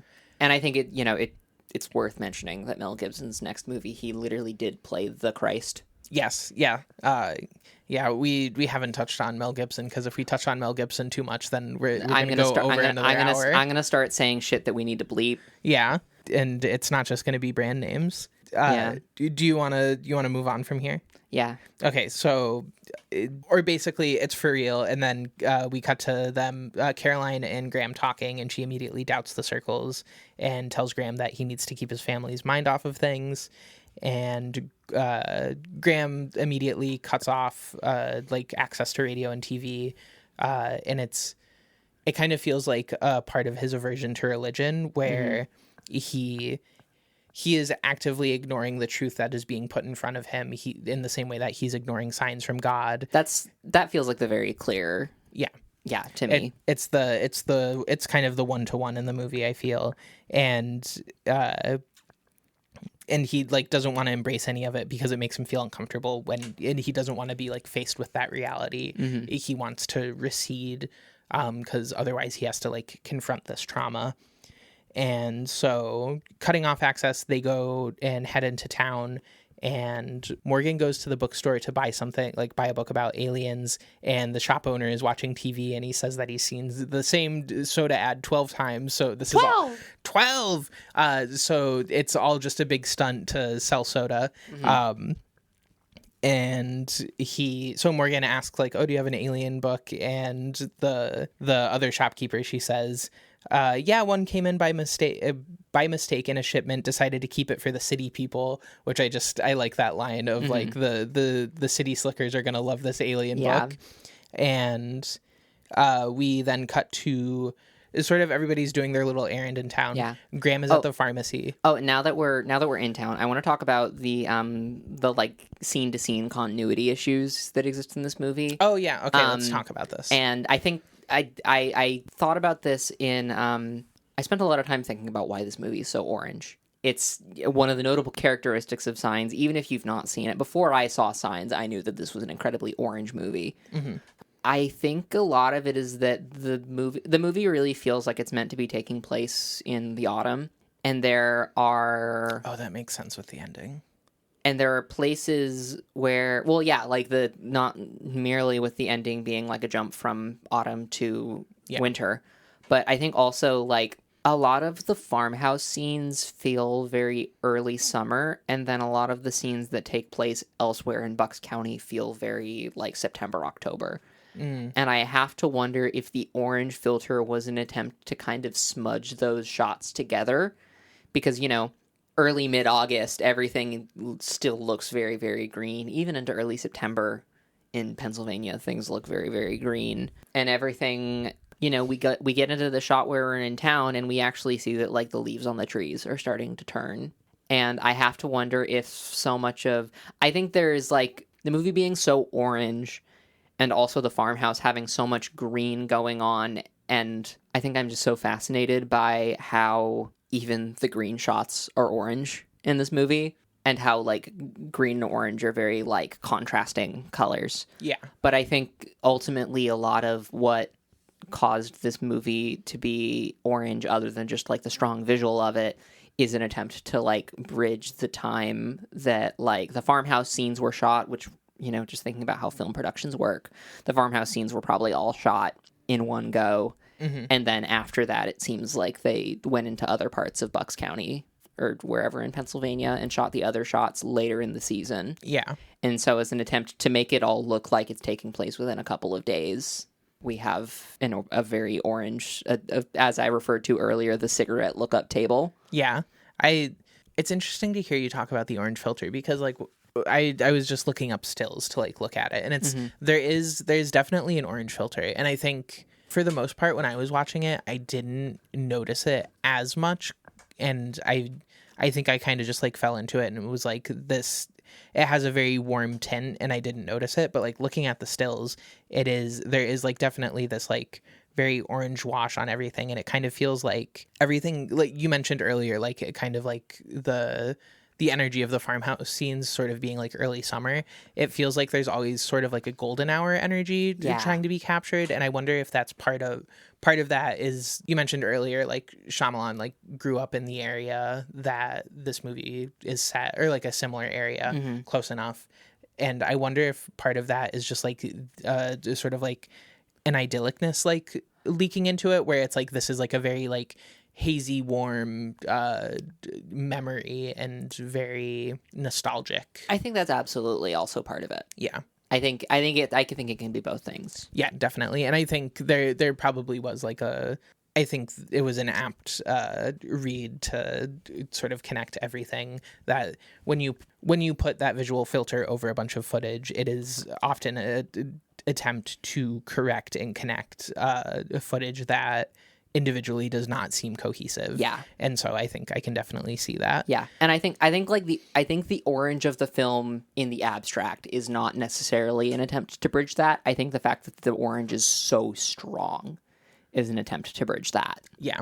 I think for me, I feel like the orange it doesn't read as like overwhelmingly strong to me, but I think I'm also like, when you say like an orange filter, I'm thinking about movies like Sicario or Breaking Bad, where the Mexico piss filter. With the Mexico piss filter. It's not quite Mexico piss filter. Yeah, I think it's a lot lighter than that, at least the version that I was watching on DVD.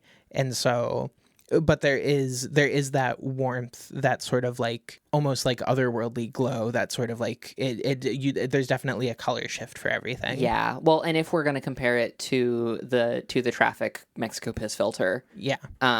I think there's something to be said that those pieces of media are being disrespectful to Mexico. Yes, yeah. Whereas this piece of media is trying to be really idyllic and hyper real about the place that M. Night Shyamalan grew up. Yes, and I think the other distinction here is that this entire movie has the filter versus Breaking Bad, where when you're north of the border, it is like normal color grading, and then when you go south of the border, then it becomes the piss filter, and there's a contrast there that has like a very clear cinematic language that is very like derogatory.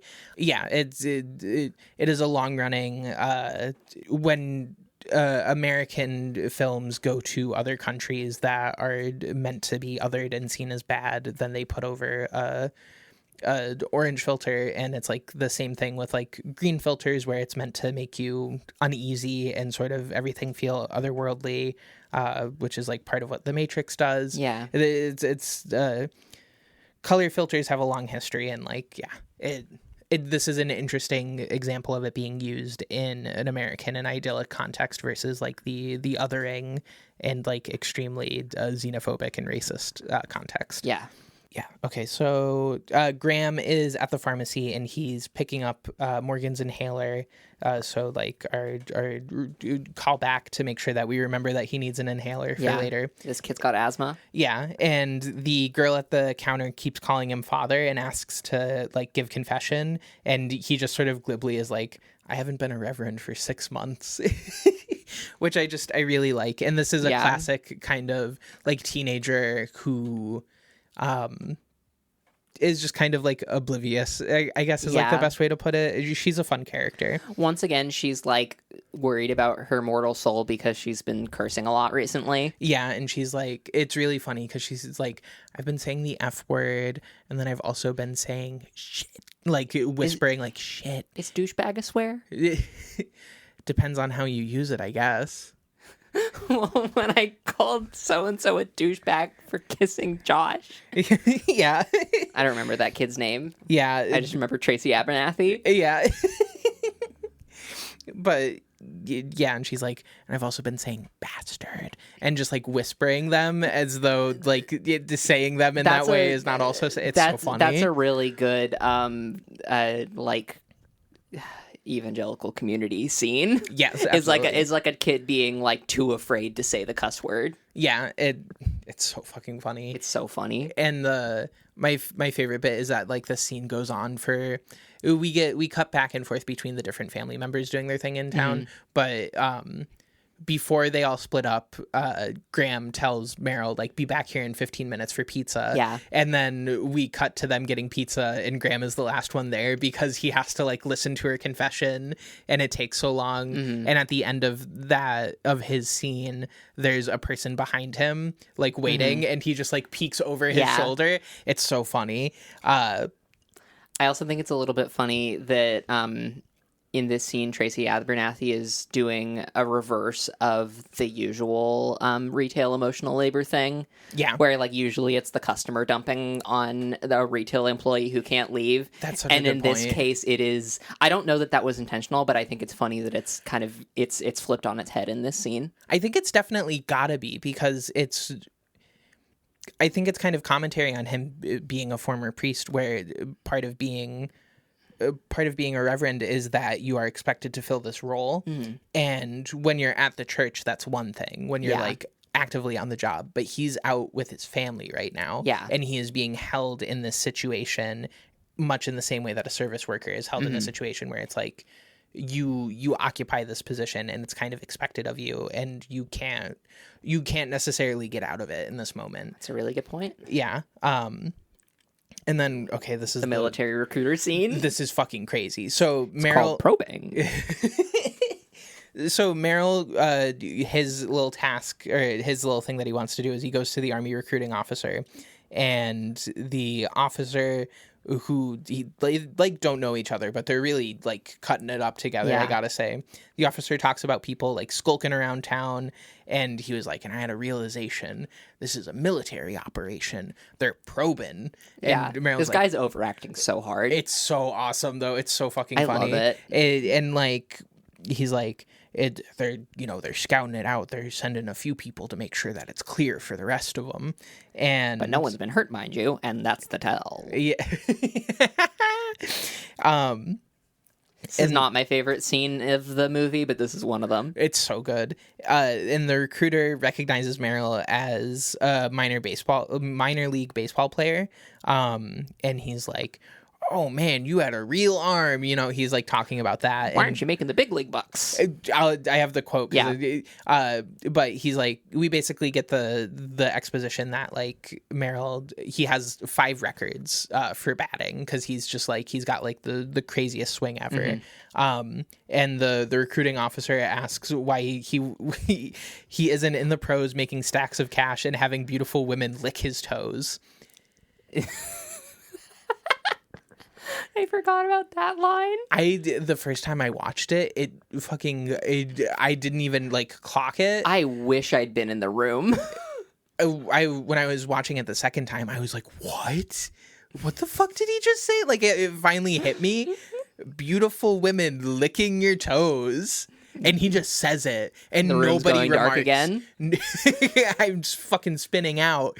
It's this is like peak like Shyamalan, and like just like the weirdness of this movie for me, because it is an incredibly weird line that goes entirely unremarked, and it just like treated as normal, and it just like, it's such a fascinating like language of this movie. Yeah. And then we get some like weird stoner. Did you catch this character's name? I didn't write it down. Do you want to guess? This is a character that has been mentioned before. Is it Eli Pritchard? This is Lionel Pritchard. Lionel Pritchard, sorry. It's Lionel Pritchard of the Lionel Pritchard and Wolfington Brothers. I don't know why I thought his name was Elijah. Well, his father's name is Lee, I believe. Yeah, I can see why you got there. I'm jumbling up my my evangelical community names. Yeah, literally. And so Lionel Pritchard with the steel chair. Also, context. Before this, I was imagining Lionel Pritchard as like a 15-year-old. Yeah. This guy is like 30. Yeah. Like easily 30. Maybe not. Maybe he's just like a rough like 24 or something. Burnout stoner. This is emblemized by the fact that he is also enlisting in the military. Yes, he's filling out the entrance exam, and he explains that he's like, well, you know, the real reason Merrill didn't go pro is because he always swung no matter what the coaches said.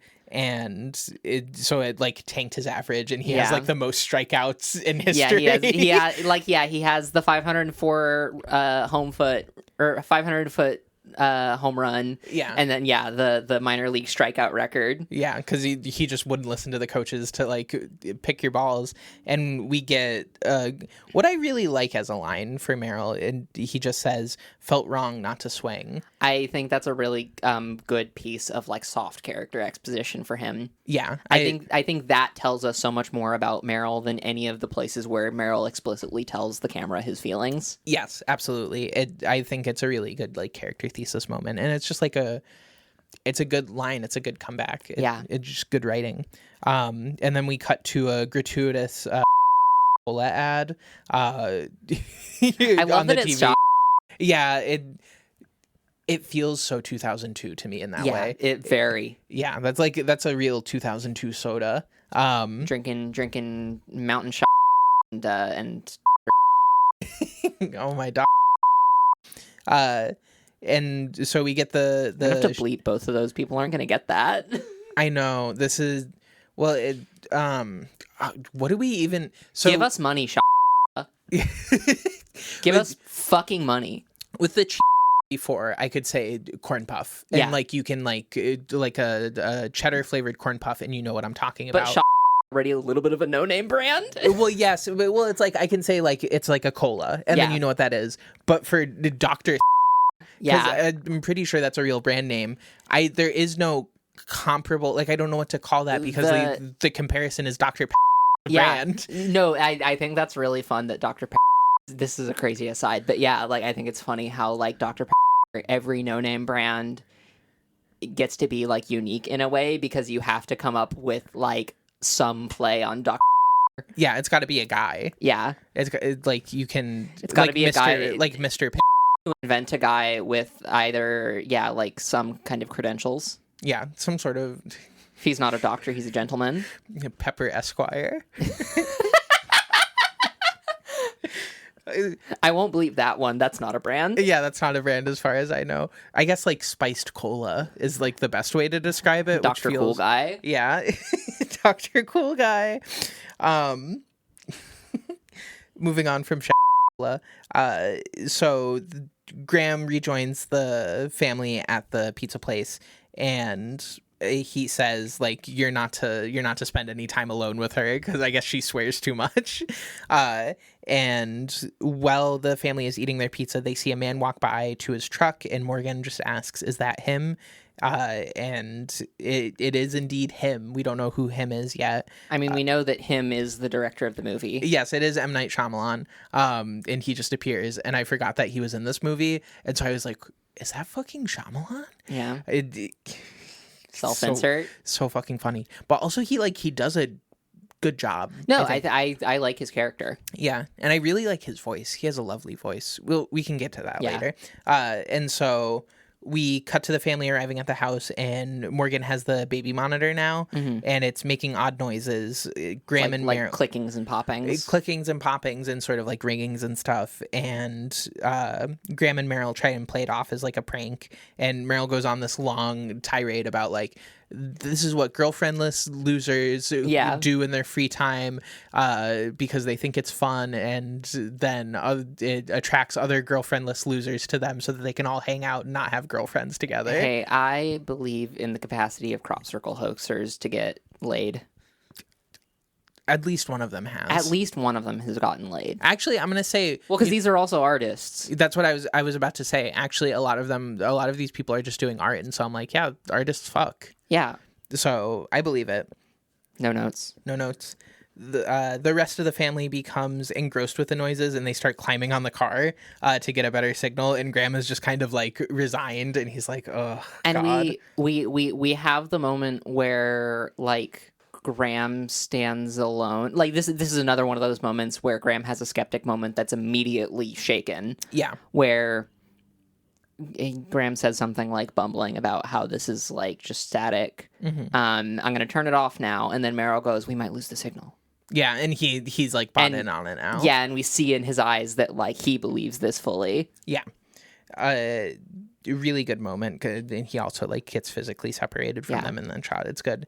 I think the cinematography of the scene does make it my favorite of the movie. Really? I think this is the scene that achieves its purpose the best. Mm-hmm. This is the only scene in the movie that isn't like sullied by a crazy line of dialogue, I feel. And the both the shot of Morgan sitting on top of the car holding the baby monitor up to the sky like a tiny dagger staring up to heaven. Mm-hmm. And then even the reverse shot where there's that subtle fisheye. There's a lot of really good uses of the fisheye lens in this movie, and this is one of them. That reverse shot where Morgan is on top of the car holding the baby monitor up, and it's kind of fisheyeing out, and everyone else in the family is like sort of what's the word I'm looking for? Is sort of draped down behind Morgan, kind of coming off of the car, and everyone's touching each other because they're all kind of using their bodies as the antenna. Yeah. I think this is like the best scene of the film. I think it is the most well executed scene in the film. I think it is the best that the sound design gets. I think despite this is some of where I'm like, maybe the sound design in parts feeling like sound effects put over silent footage.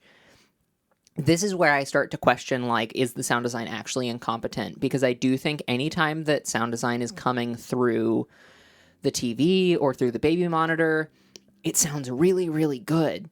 And I think, like, a lot of the sound effects themselves are really good in this movie.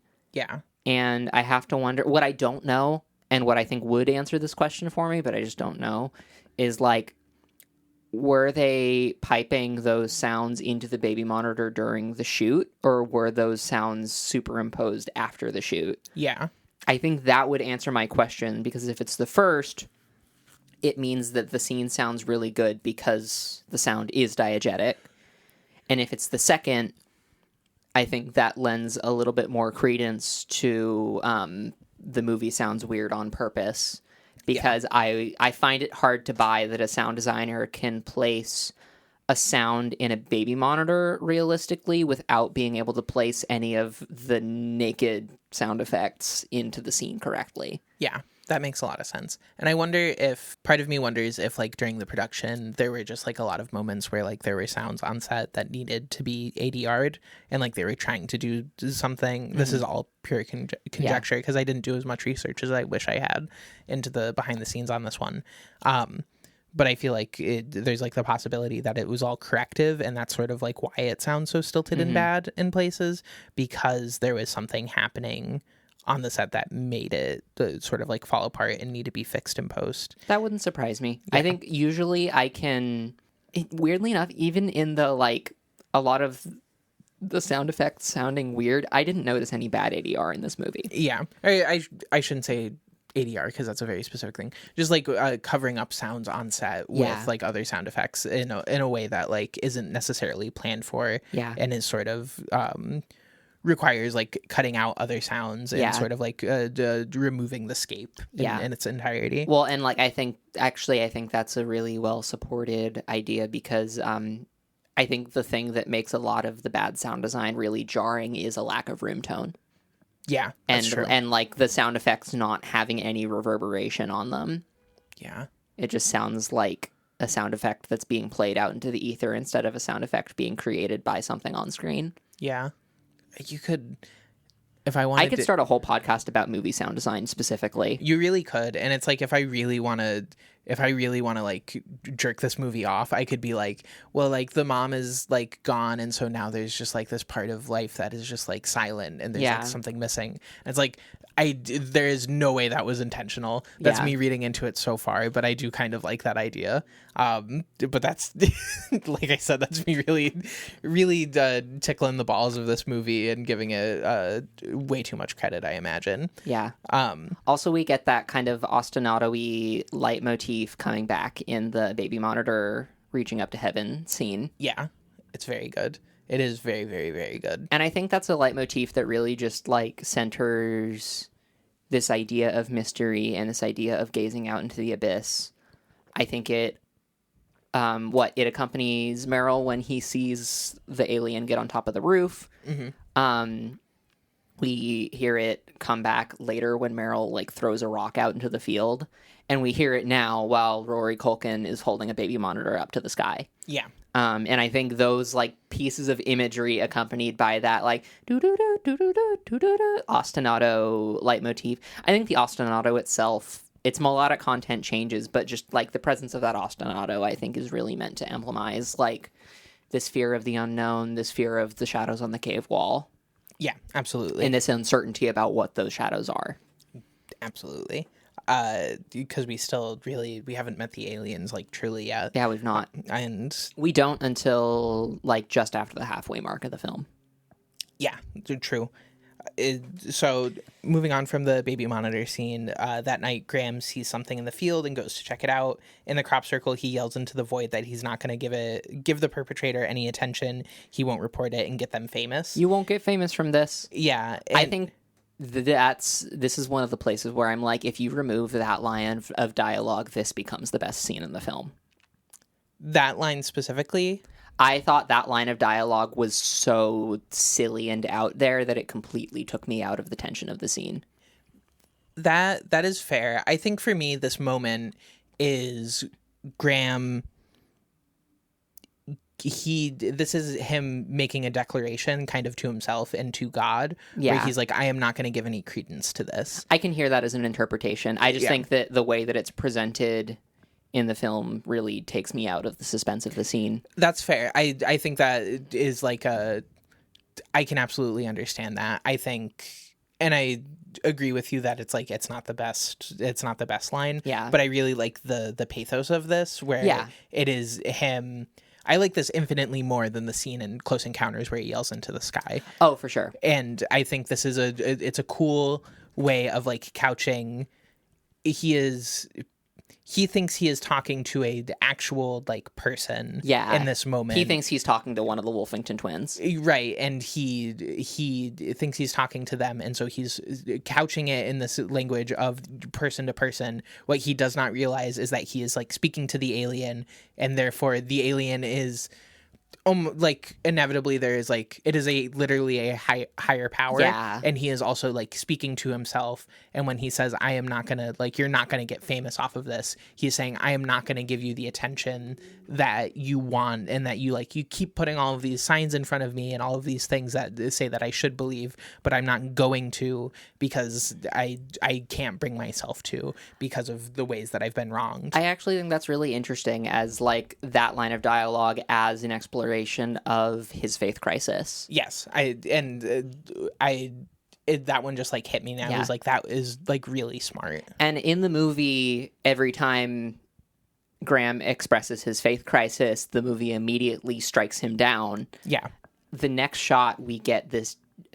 We see it a few more times. I think we get a rule of threes with this genre of shot, but we get the like Predator shot of we're looking at Graham through like from behind through some stalks of corn. Mm-hmm. And I think to me that just reads so clearly as we have been put into the eyes of the alien. Yes, absolutely. I think that's a good perspective shot. And there's like a little chase that ensues Yeah. where they're like running through the cornfield. Another really good fisheye lens shot when he drops he drops the flashlight on the ground, it turns off, and then he like gets on the ground to pick it up. Yeah. And it looks on it, it almost looks like the Willem Dafoe lighthouse scene, but like flipped around.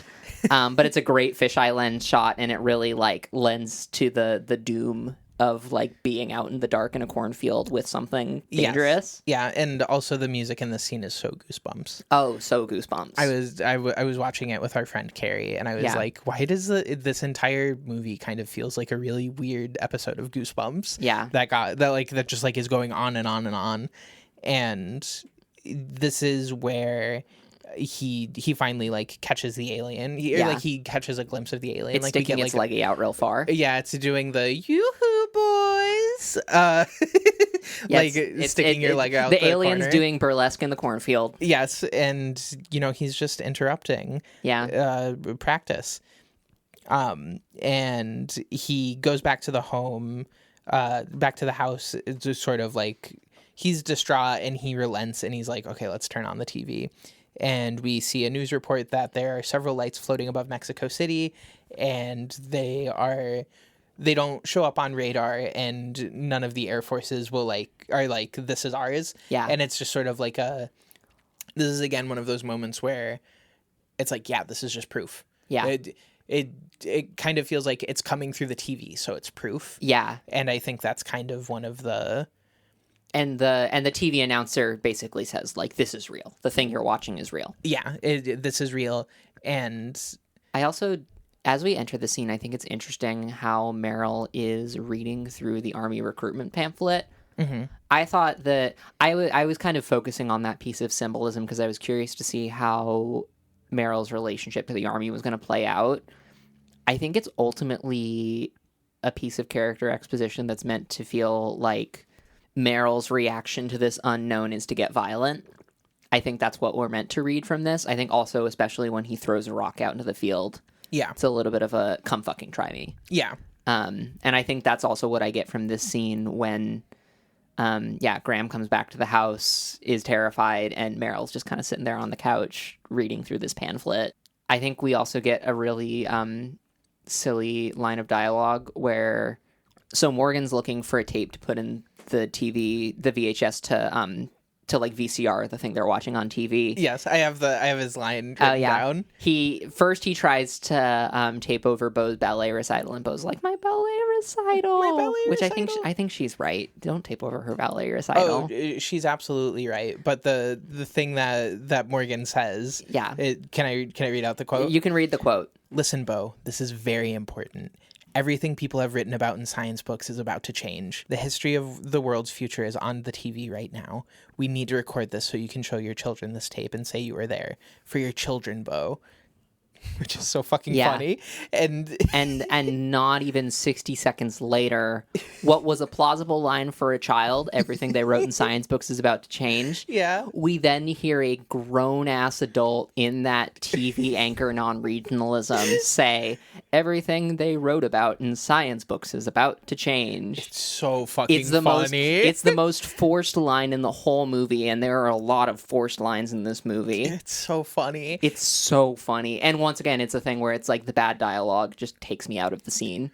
That's fair. I think that one is definitely a purposeful joke, and I think the other thing is that it is this is a classic Morgan moment where he's so perceptive he is ahead of the adults in so many ways that he knows what is going on before an actual adult can say it. No, I think it's purposeful. I just think it still doesn't work. That's fair. For me, it works. I think it could have worked simply had the news announcer said like textbooks or like everything. Yeah. Had the news announcer said anything but science books, because that's such a children's view of how like knowledge and science work. Yeah. Is that everything's written down in textbooks and not thousands and thousands of pages of academic debate. Yeah. I just really like science books. I love science books too. I have 2 copies of the Woolly Mammoth engineering book sitting on my shelf. Oh my god. Yeah, I just like science books as a phrase. So Meryl and Graham, they record over Meryl's swimsuit special instead of the ballet recital. That's a really funny one-off gag. It is. It's really good. And I like that he doesn't protest, which I think is kind of sweet. I like that for his character. Well, because how the fuck are you going to argue that in that moment? Like, That's no, true. my bikini models. He's also so bought in, you're right. Yeah, he's just like, okay, whatever. Yeah. I'll never see that ass again. Meryl and Graham stay up late watching the TV, like the kids are like asleep on them, and they talk about it if it's the end of the world, and Graham thinks it's possible, and then Meryl asks him to pretend like he used to be and give him some comfort. And I wrote down the whole entire monologue. Yeah. And part of me is like, you should add in the read from the movie in post, but I'm also like, do we want to assault people with Mel Gibson? I think this is a monologue worth reading in full. Yeah. It's a very, this is the film really announcing its theme. Yeah, this is the thesis statement, and I really like it. So, people break down into two groups when they experience something lucky. Group number one sees it as more than luck, more than a coincidence. They see it as a sign, evidence that there is someone up there watching out for them. Group number two sees it as just pure luck, a happy turn of chance. I'm sure the people in group number two are looking at those 14 lights in a very suspicious way. For them, the situation isn't 50-50. Could be bad, could be good. But deep down, they feel that whatever happens, they're on their own. And that fills them with fear. Yeah, there are those people, but there's a whole lot of people in the group number one. When they see those 14 lights, they're looking at a miracle deep down, they feel that whatever's going to happen, there will be someone there to help them. And that fills them with hope. You see, what you have to ask yourself is, what kind of person are you? Are you the kind that sees signs, sees miracles? Or do you believe that people just get lucky? Or look at the question this way: is it possible that there are no coincidences? Great line of dialogue. I think the movie's like shining line of dialogue. Yeah. This is one of those moments where I look at it and I'm like, I cannot believe that this movie is like entirely incompetent, and I think it's doing things intentionally, and I think part of the weirdness is like real, and it's like a broken clock is right twice a day, etc., etc. But I think this is just like, this hits so well, and I think it's so well thought out, and it's consistent with the other parts of the movie in a way that, if there was a scene in this movie to get right, it's this one. Exactly. And it's, you don't apply the weirdness, and it makes this shine even more because it's just like, it's so sober. Yeah. And there are a few other like really sober moments that I think the weirdness elevates them in a really odd way, even though it gives it like a bizarre tonal energy at the end of the day. Mm-hmm. And then Meryl talks about, he relates to the story by talking about how he almost kissed a girl who was about to throw up. Yeah, and he was like, but I had a piece of gum in my mouth, and so I turned around and put it in a paper cup. And then when I turned around, she vomited all over herself. And he's like, I'm a miracle man. I would have never recovered from that. I would have never recovered from that. That's a crazy thing to tell your brother whose wife is dead. Yeah, well, it's also just like in response to that, because he like Graham finishes that monologue, and then this is also there's that beautiful monologue, they get that right, and then this is the signs weirdness that comes in at the end, and he gets like this like shit-eating smile in response, where, because like Graham is like, is it possible that there are no coincidences, and then Joaquin Phoenix just goes like like he does this like, oh, I'm about to tell my bro about a story, and it's so fucking funny.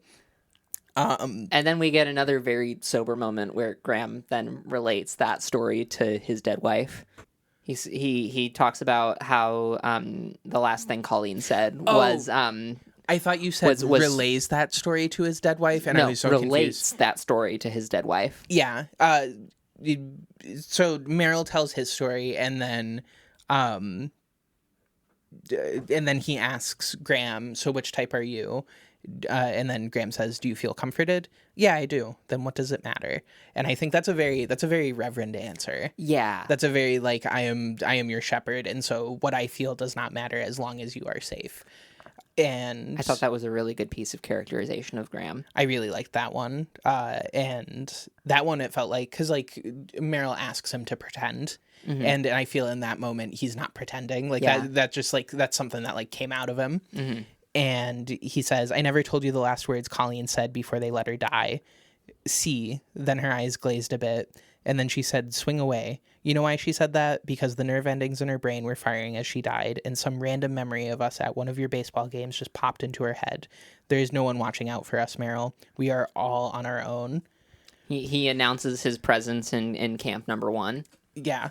Or camp 2. Sorry, camp 2. Yeah. He like lets the I'm gonna comfort my brother, just like he lets that facade like fall away, and he is just like brutally honest that like I have no hope in this situation. Yeah. And it's brutal. It's just like a really good moment. I really love it. Yeah. It is like almost as strong as I think the other moment we see where he is just like swearing off faith. Yeah. Absolutely. It's really great.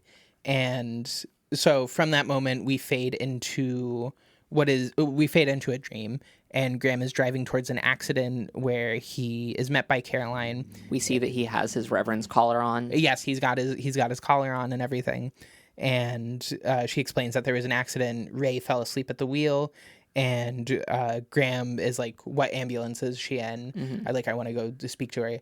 And then Caroline gives the really brutal line of, "She's not in any of them." Yeah, which fucked up, and we'll talk about that more. These scenes were unfortunately. This is a scene that gets called back to a couple of times, and it is unfortunately so traumatic for me personally that I just had to skip it. That's real. Do you want me to skip over talking about it? No, we can talk about it.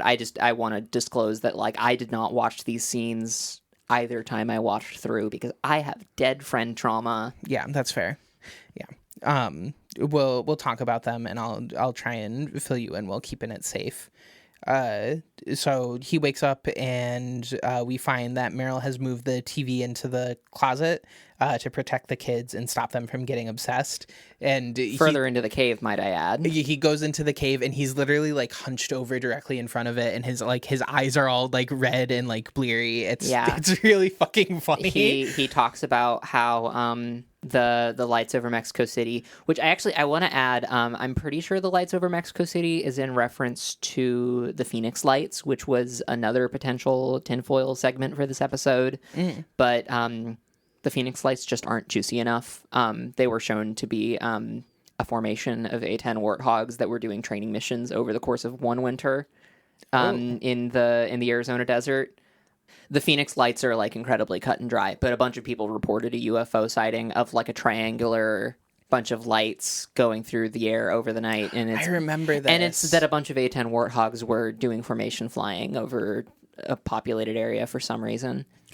But anyways, I'm pretty sure that the lights over Mexico City were like meant to be referential to that. Yeah, definitely a call. I feel like that's a really common conspiracy or like UFO thing of like there's like lights over a city. Yeah, and then like the daytime scene where it's like they caught a bird flying into it and immediately falling down to the ground like there was a wall in the sky. Yeah, which that's so little chicken core. Feels referential to I will spend way too much time talking about it if we really get into it, but there's a Ted Chiang short story that's like in the same compilation as Stories of Our Lives, which Arrival is based off of. Yeah. But there's a Ted Chiang story where a bunch of like Babylonian miners are like drilling up into the sky firmament, and it reminded me of that. Ooh, that's sick. Brief mention of the firmament in this movie. Get in the comments about the firmament people. Yeah, let us hear your opinions. About all your hot takes, all your cold takes, whatever you want to tell us. Big ceiling. Hashtag my big ceiling. But yeah, Meryl is like very clearly getting obsessed, and he just like he keeps going on, and Graham just sort of like silently walks away from him. It's a really good comedic moment. And he mentions that it's theorized that the crop circles are some sort of mapping system. Mm-hmm. And then Graham goes upstairs and finds the kids reading the book about aliens while wearing tinfoil hats. This is the first place we get the imagery of the tinfoil hat in this movie. Yeah, and I think this is like one of the most like enduring images of this movie is like the kids with the tinfoil hats. To the point that I think that this movie in a lot of ways like popularized tinfoil hat as like shorthand for conspiracy theorists. I think it definitely, if like, not popularized, like reinvigorated incorporated it Yeah, like into the modern era. like it existed before that because it stems from this idea about Faraday cages, which Faraday cages are a real physical thing where if you build a metal box, then radio waves won't get inside of it. Where it becomes crackpot is putting tinfoil on your head. One, because Faraday cages don't work if they have big holes in them. But two, because no one has shown that you're able to read minds through radio waves. And in fact, there are some radio waves that'll do like really obvious macroscopic things to your biology. And there are radio waves that kind of do nothing. And it seems like there's not much in between. Like, yeah.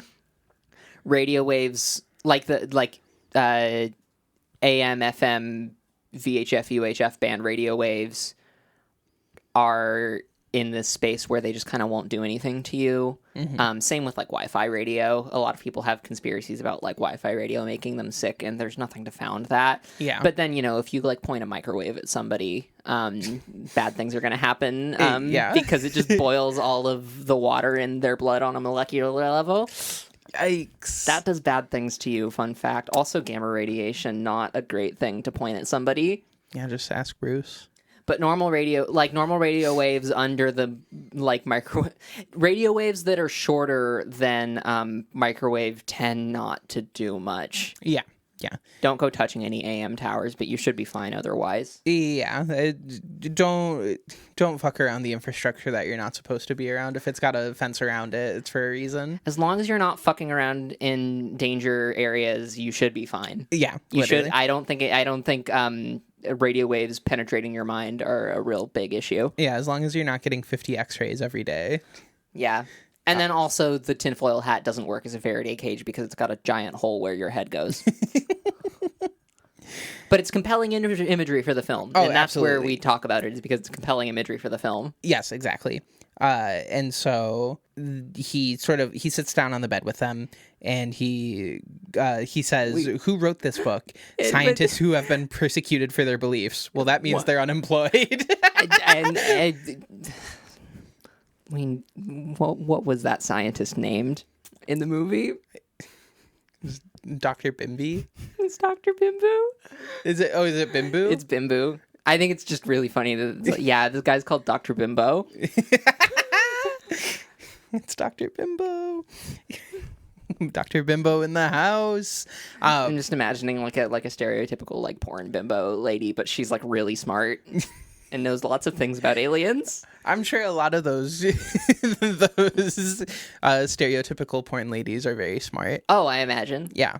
And women have a habit of being very smart. In my opinion, I absolutely agree. Yeah. So I just really like that means they're unemployed line. Yeah. It's so good. And I got a kick out of just scientists who've been persecuted for their beliefs, because I've spent a lot of time for this podcast profiling those people. It's so fucking good. They're not being persecuted for their beliefs, except for the fact that their beliefs are unsubstantiated. Yeah, and they keep insisting that they are substantiated. And also that they're usually racist also. Yeah, almost always, it seems.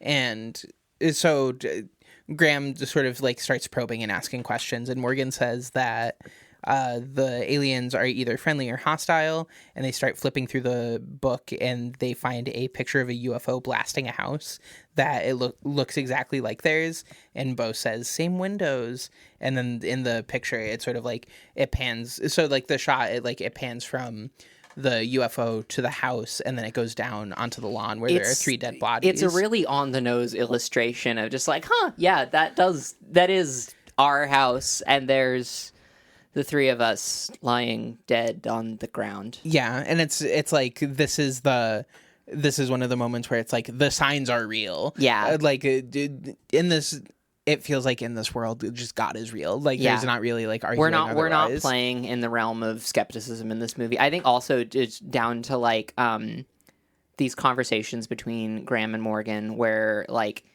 he's asking his kid questions to understand more because he's starting to believe that his kid is right. Yeah. And Morgan does just keep presenting like false dichotomies in these, like, for instance, the like, well, either they're here for like the spirit of science and exploration, or the other reason they're here for conquest. And it's like, no, there's like 1,000 reasons that they could be here. Yeah.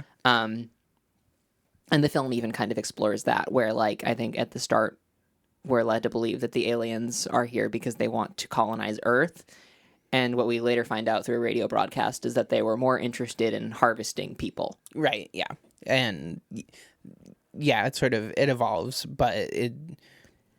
All that's to say is we present a really interesting false dichotomy in this scene. Yes, ultimately, yeah. And a couple of others as this book comes back into focus. Yeah, the book is a really fun prop. I really like everything that they do with it. They get a lot of shout out to Dr. Bimbo. Shout out to Dr. Bimbo. I love, like, when Graham is like, his name is Dr. Bimbo. He's like, what's his name? They just let you have that name. Yeah, and give you any fucking name these days. And so we cut away from the book, and Graham gets a call, and he hears just like somebody says father, and then the line goes dead, and he decides to go to Ray. Is it Ray Reedy? I think it's Ray Reddy. Ray Reddy's house. Also, during this phone call shot, I think it's interesting. We get our second predator shot, as I've called it in the film, where we're watching this phone call take place through a very narrow crack in the doorway of what was very clearly like Colleen's craft room. We see like a dress that's like half pinned. And a room that has very clearly been like left shut because it's too painful to go inside and move things around. Yeah, exactly. So like in this scene where, Graham gets a call from Ray, who like immediately hangs up. We see a predator shot where Graham is presumably being stalked by his own grief. Yes, absolutely. And I think the other cool bit of imagery here, if I remember correctly, the phone is red. Yeah.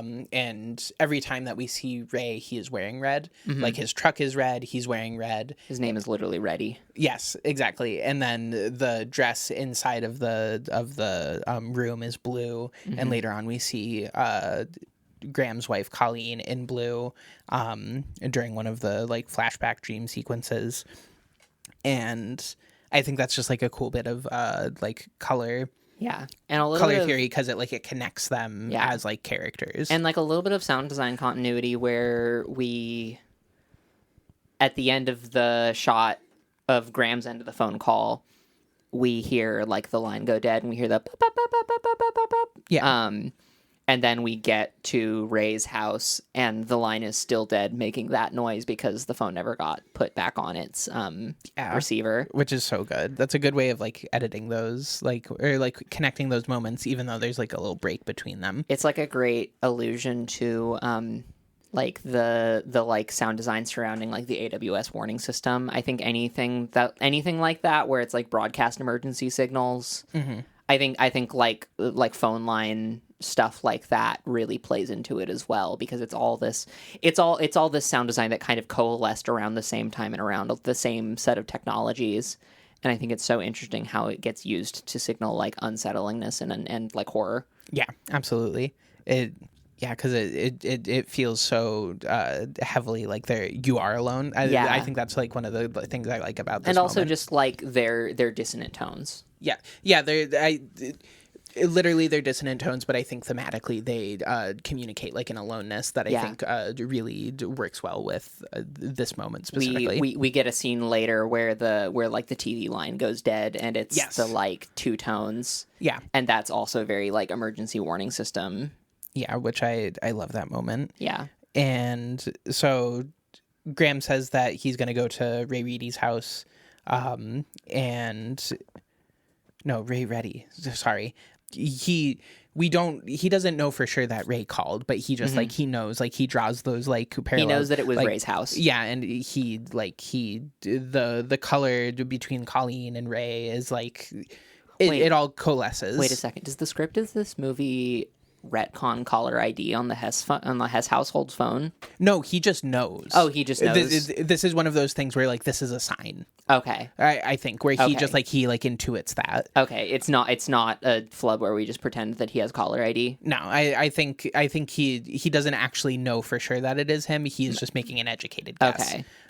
And before he goes over, we get a brief moment between Morgan and Bo, and Morgan asks if Bo has a bad feeling, and she says yes, and that she doesn't want Morgan to die. And Morgan, kind of like really scared, says, "Who said I'm gonna die? Who said I'm gonna die?" Yeah. And I think it lends to the precognitive abilities of Bo a little bit. And I think it's interesting how, as we explore the like Plato's allegory of the cave elements of this film, I think it's really interesting how the like build up in the climax of this film really is like this family spinning each other up anxiety wise. Mm-hmm. Like, I think, you know, it builds into some truly scary scenes, but I think so much of this movie is just the buildup of the fear and watching these characters spin out as they get more and more scared, and as their fear reinforces the fear of everybody else in the family group. Right. And like part of that is like, we talked about this early on in this episode, where they're in a rural area, and so they are alone, and so there aren't emergency services. There's no one to rescue them. Yeah. And then they recede further into the cave. And so like they're all, as like you said, they're sort of all just like getting spooked by each other's shadows, which I find really compelling, and like reinforces there are no other humans there to save them, and so they have to put their faith in God basically to like get them through this, and like believe and have hope. God in the television. Yes. And like the television is like a portal to other people. Yeah. And there is like safety in that, which is really interesting. And there's it's a really interesting analysis to be had in our like post-truth world. Yeah. Our post-truth information world, where like, you know, fake videos are more prevalent than ever. Right. Yeah. And like, yeah, like I think there's this large perception nowadays that like you have to be skeptical of anything you see on TV, because we're all so aware now of like how narratives can be shifted and how footage can be doctored. But I think in this period of like the early 2000s, and this is actually a thing that I didn't know if I wanted to like engage with this, but with this movie being like right around that 9/11 period, I was just about to bring this up. It feels really prescient to be like engaging with like TV narratives, because, you know, in and around 9/11, you know, everybody did witness like a terrible tragedy unfold live on television. Yeah. 11 months prior to this movie coming out. Yeah.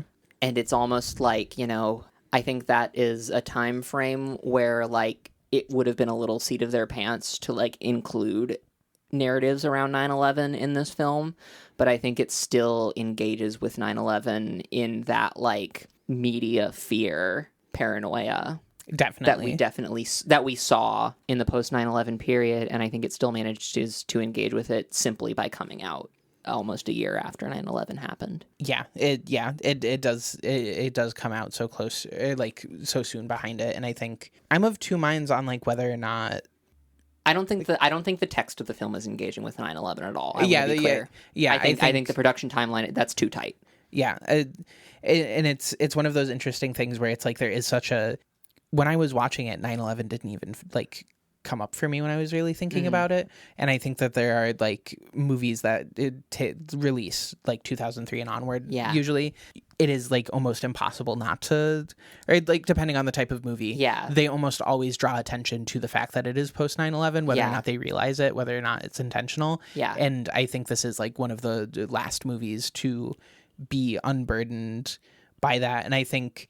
If this was a truly post 9/11 movie and like it entered production after 9/11, incredibly different movie. Oh my God. Yeah. Like so very different. And I don't know. I really like that it's not. Yeah, no, I think that's the thing that was really interesting to me too, is where it's like, oh, there's like echoes of this movie engaging with 9/11, but it doesn't seem like, the text was not made. The text was not written with 9/11 in mind, because it hadn't happened yet. It kind of imagines like it imagines a different reality from the one that it was released into, I think. Yeah, and it's like it is this weird like fuzzy frame of time where it's like dealing with a lot of that paranoia that was, I guess, just kind of already built up in that end of history timeline. Yeah, but yeah, I think it's interesting how the film's just it's like unintentionally engaging with those themes. Yeah, it's very interesting because it's so neat. Yeah, because you get to imagine. it's post 9/11 audiences interacting with a movie that is ostensibly not influenced by it, and that is such like an interesting, very specific time period. So Graham goes to Ray's house, and he is the veterinarian. So this is another scene that seems really clear to me that it was filmed in a different season than the farmhouse scenes. Yeah, I can see that. Yeah, I can see that. This was another like element of the like meso-continuity issues. Yeah, and so we find out that Ray is the veterinarian from like the little sign on his house, and hence why Graham didn't want to call an actual vet for the dog, and he just wanted to call a human doctor. And Graham like walks up and he kind of is like looking into the house, and Ray isn't there, and he then sees the phone off its hook, and then he turns around and sees the car in the driveway. Yeah, which like I don't know how that happened, but Ray kind of like appears to him in this moment, I suppose. We're meant to suspend a little disbelief about the scene, I feel. Oh, absolutely. I feel like there's like a little. Again, I think this movie gets a lot of like the floatiness can be waved away by like it's. I think this is a movie where God exists, or like we're meant to kind of engage with it as though God is real. And so Ray is parked in the car out front, and he has all of his stuff in the car, and there's like a little bit of blood on his shirt. And he says he didn't know who else to call when he knew he had one of them in his house, and he had Graham's number for 6 months, and he hadn't called him, but he just like he panicked, and he thanks him. He says, "Thanks for coming, Father."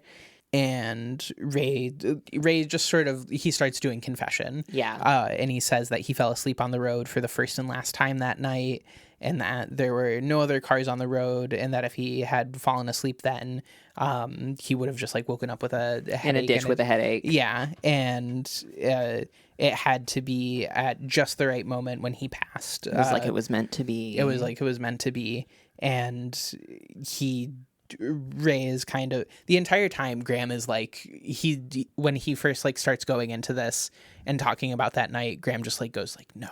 Like, and it's like, it's just like, no. And he doesn't want to hear this. He doesn't want to engage with it. Yeah. Cause then it just hurts too bad. It hurts too bad. And to hear Ray talk about it from a place of faith and like, it was like divine intervention, I think is really painful for Graham. Yeah. And it's like, it's kind of like caustic to his faith even more.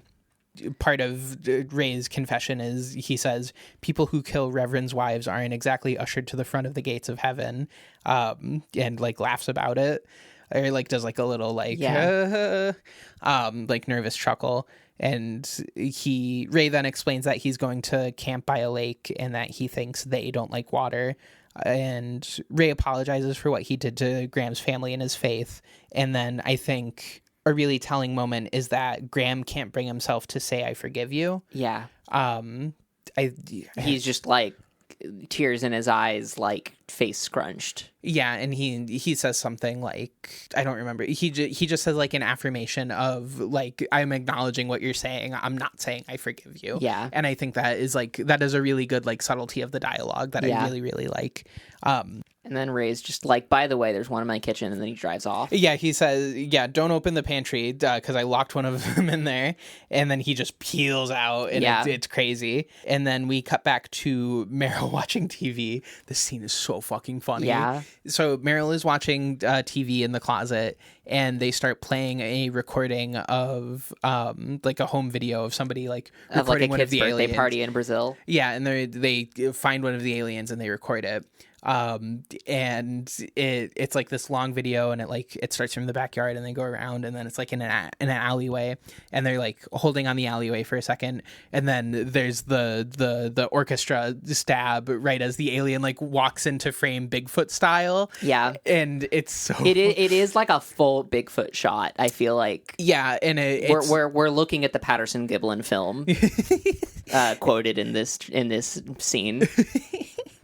And the music sting is so loud, and my favorite part is that we get a reaction shot of Meryl, and he like jumps back, and he's like, "Oh my god!" I think it's really funny how he's so like, this is taking place in Brazil. Mm-hmm. Those children are speaking Portuguese. Oh, yeah. And he's still like, he's like, andale, andale, and wrong language. That's Spanish. He doesn't know Different that. part of Iberia. I feel like that Loud incorrect buzzer. Yeah, that one is so true to his character, though. Oh, absolutely. It's just really funny. That is one that I do read as like Meryl has lived in rural Pennsylvania his whole life and doesn't understand that Brazilians speak Portuguese, a very common white person blunder. Yeah. That's how I read that. Oh no, absolutely. It's just like it's so perfect, and like Joaquin Phoenix's acting in this moment is so fucking funny. So funny. The so delivery good. of like, oh, to like this goofy fucking CGI alien. Yeah. The CGI in this film really doesn't look good. No, it looks terrible, and it's just. Meryl acts like he just saw somebody like get executed on TV suddenly. No, because also like nothing gruesome happens in the video. It just walks. It's just an out of focus alien bounding into frame like Bigfoot. Yeah, and I wonder if they had like different plans for what it was going to be originally, or if this is another one of those like dissonance things where it's like this moment, like the actual footage is not that extreme, but the reaction to it is so extreme to create like a juxtaposition, like a disconnect. I feel so like funny. I have to believe that it's the second one. Yeah, I can definitely see that. It's in line with the rest of this film. Yeah, and I don't imagine they would have gone with anything more gruesome, because it's not like anything else in this movie is even like approaching an R rating. Yeah, it's not a gory movie. Yeah, and so we cut back to Graham, and he goes to check on Ray's pantry, and he sees like a shadow through the gap in the door. Yeah. And he starts off by trying to pretend to be a cop. I am the police. He's like, or sorry, no, the police have arrived. I am a part of the police. I am a police officer. We've taken your friends down to the station in a paddy wagon, son. And then he like silently mouthed to himself, he's like, paddy wagon? Like he's so mad at himself for sounding like such a fucking square. No, he's really playing Patrick O'Toole, Philly cop in this one. Sorry, Bucks County cop, formerly Philly PD, presumably. One must assume. And there's no response, and so he grabs a knife and he tries using it as a mirror to see under the door, but he doesn't see anything. When he grabs the knife, we get another great fisheye shot. Yeah, and we get like a shot of him like looking at himself in the reflection, which I really like. And he almost leaves, but he goes back and he like goes to try again. But then alien fingies jump out at him, and they like shoot out underneath the door, and then he jumps back, and he's like crouched underneath this table that's like propping the door closed, and he slams his head. This is like also a really bad sound design moment. Oh yeah. Because like all we hear of the hand going under the door is like a hiss and the clack of fingernails. I feel like if I were to sound design this, there would be like a thump in there somewhere. There would be some sort of, because I think that's a scene that really has to feel hyper real in its sound design, or else it just feels fake. Yeah, absolutely, and it does feel kind of B movie. Yeah, it's a very underwhelming scene for like the first clear as day shot we get of the aliens. Yeah, it is very underwhelming in a lot of ways. But I do just like seeing him like slam his head into the tabletop. Yeah, and then chopping off the fingers. What a movie! Yeah, and we get parts, and we get some like allusion to a piece of dialogue that is made explicit later, which is that the aliens have like chameleon skin. Yes, that they can like blend into the background. Feels like a piece of like alien xenophobia that leaked into the plot of how we characterize the aliens, of like they can blend into the background, they can pretend to be anything. Oh yeah, no one is safe, nowhere is safe. Yeah, I think that is an interesting point. I think it mirrors so much of the xenophobic narratives we see around like refugees and foreigners. Is the like they are amongst us. They like, are amongst type, these yeah. all these like war refugees we're letting into the country. Amongst them are terrorists. Yeah. It feels like a very in talking about how this movie unintentionally engages with 9/11. I think like that it's hard not to draw that connection. I think like the aliens can hide very well. Yeah, I think for me, I absolutely understand where you're reading, and I think that is like an accurate read, that there is some of that. For me, I think when I was first watching it and like thinking about it, for me it just feels like one of the, and this is the thing I'm about to say, like all of this is of course like loaded with like cultural biases and everything, but it just feels like, oh, wouldn't it be cool if these aliens were kind of chameleons? That's fair. And I think for me, it's the difference between like their skin can change color to literally like blend into their surrounding, like an octopus or like a squid or a chameleon, versus these are people wearing the skins of humans and that kind of thing, where it's like they're literally like infiltrating our society versus just like it's camouflaged. not a they live situation. Yeah. And I think that's the difference for me. But I think there is, especially in this time period, I think it's a theme that's on the back foot, but I would say that it's still there. I agree.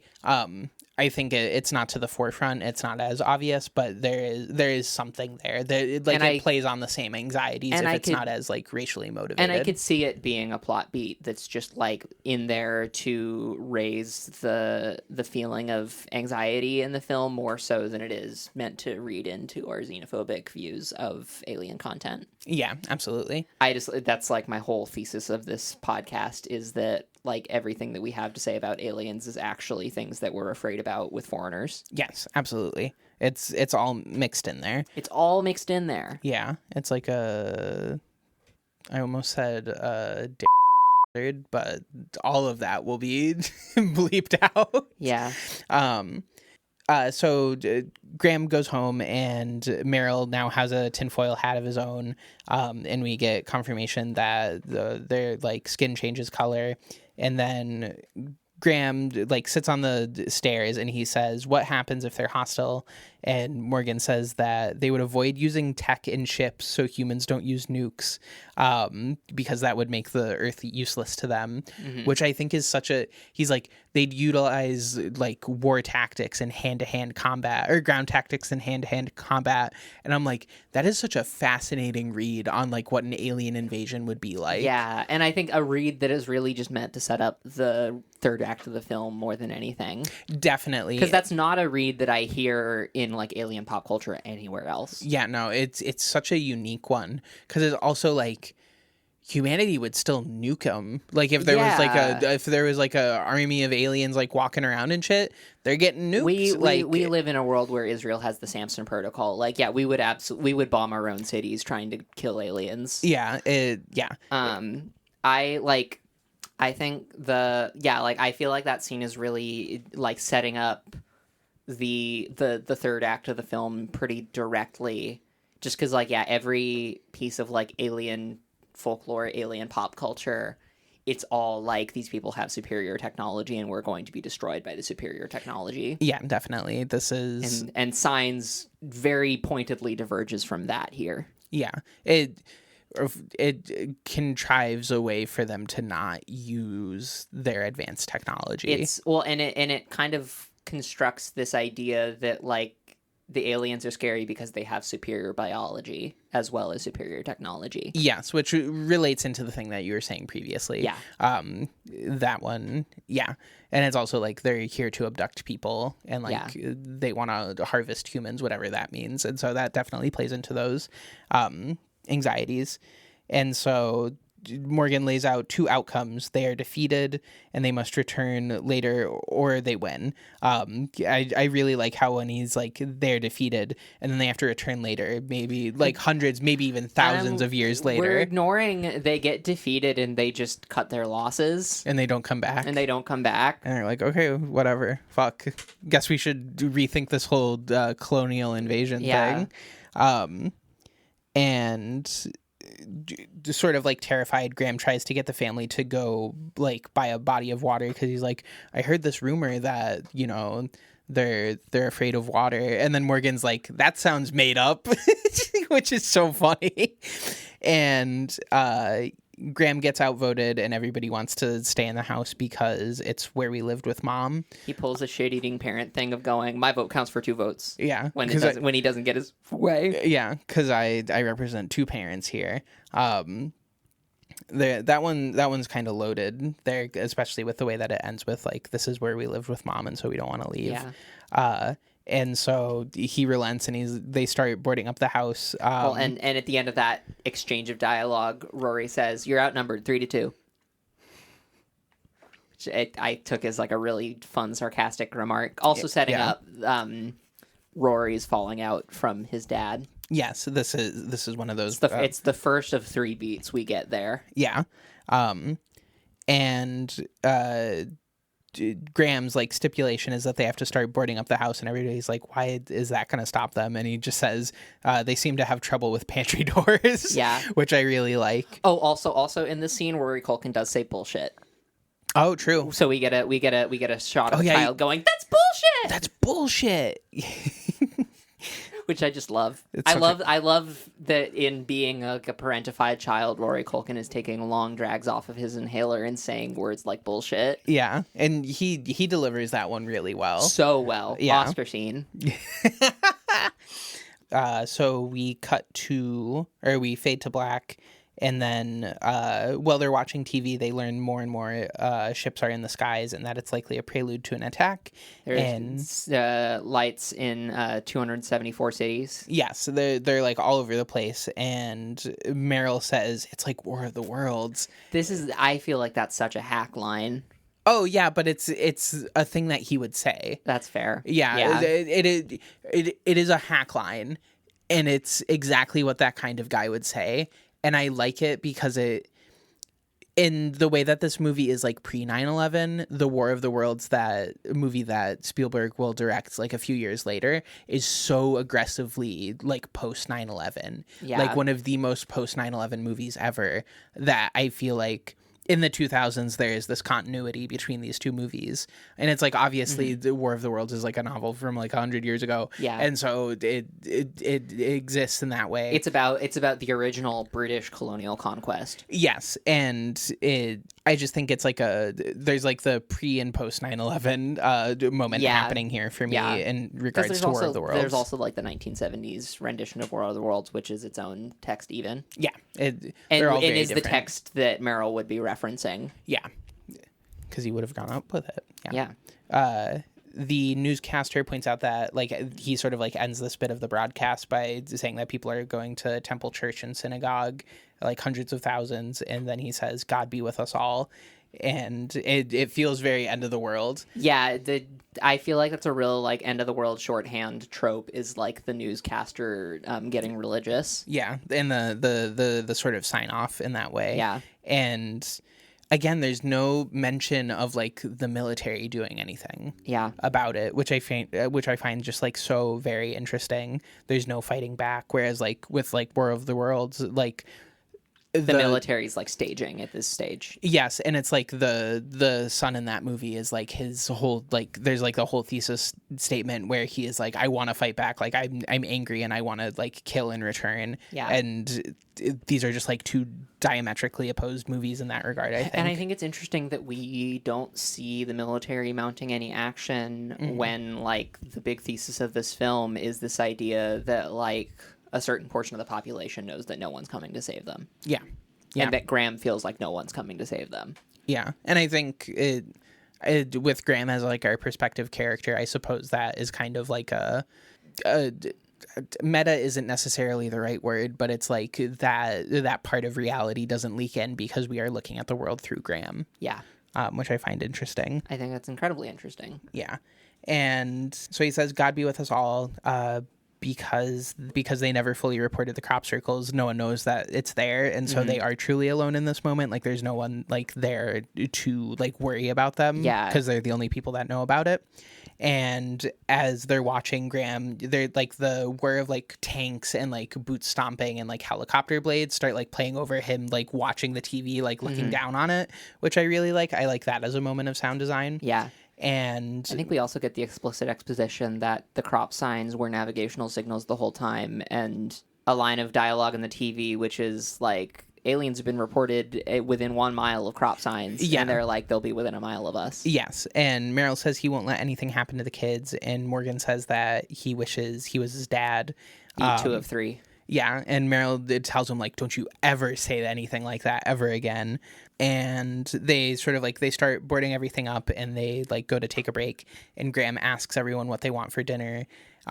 Anything. And it's, he like is like, whatever you guys want, and it feels very we're on death row right now. Yeah, it's a Last Supper scene preceding Mel Gibson's next Last Supper scene.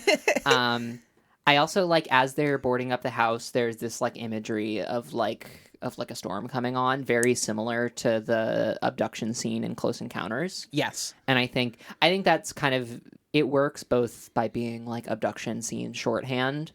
I think it also, I like the symbolism of the wind chime, which will come back in like a real audio horror scene later. Yeah, absolutely. I like the pointing out the connection with like a storm, because I feel like so much alien folklore in my mind is connected to rural areas, especially farmers, and like the crop circle thing. Like I think that is a very good connection of like the storm and alien invasion as like one, and playing on that imagery of like the familiar and the non-familiar. It's also, like, storms are also a plot beat of War of the Worlds. Yeah, and I really like it because in the same way that like farmers and these folks would have to weather a storm on their own without any support, they too need to weather this invasion. I think there's like a nice parallel there. Yeah.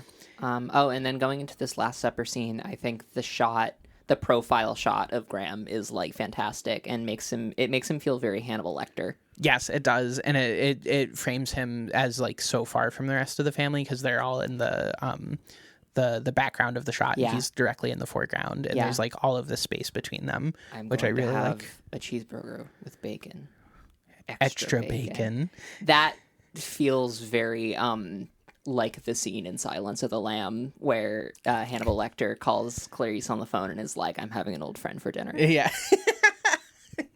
I do like that read. That connection. Silence of the Lambs is awesome. Is it? Okay, wait, we don't need to get into this. I like that movie. It is, it's got a lot of transphobia going on, but I think as like a plot and like performances and stuff, I have fun with it. I think Silence of the Lambs is a really competent movie that the transphobia really ruins for me. And you know what? That's really fair. I like transphobia.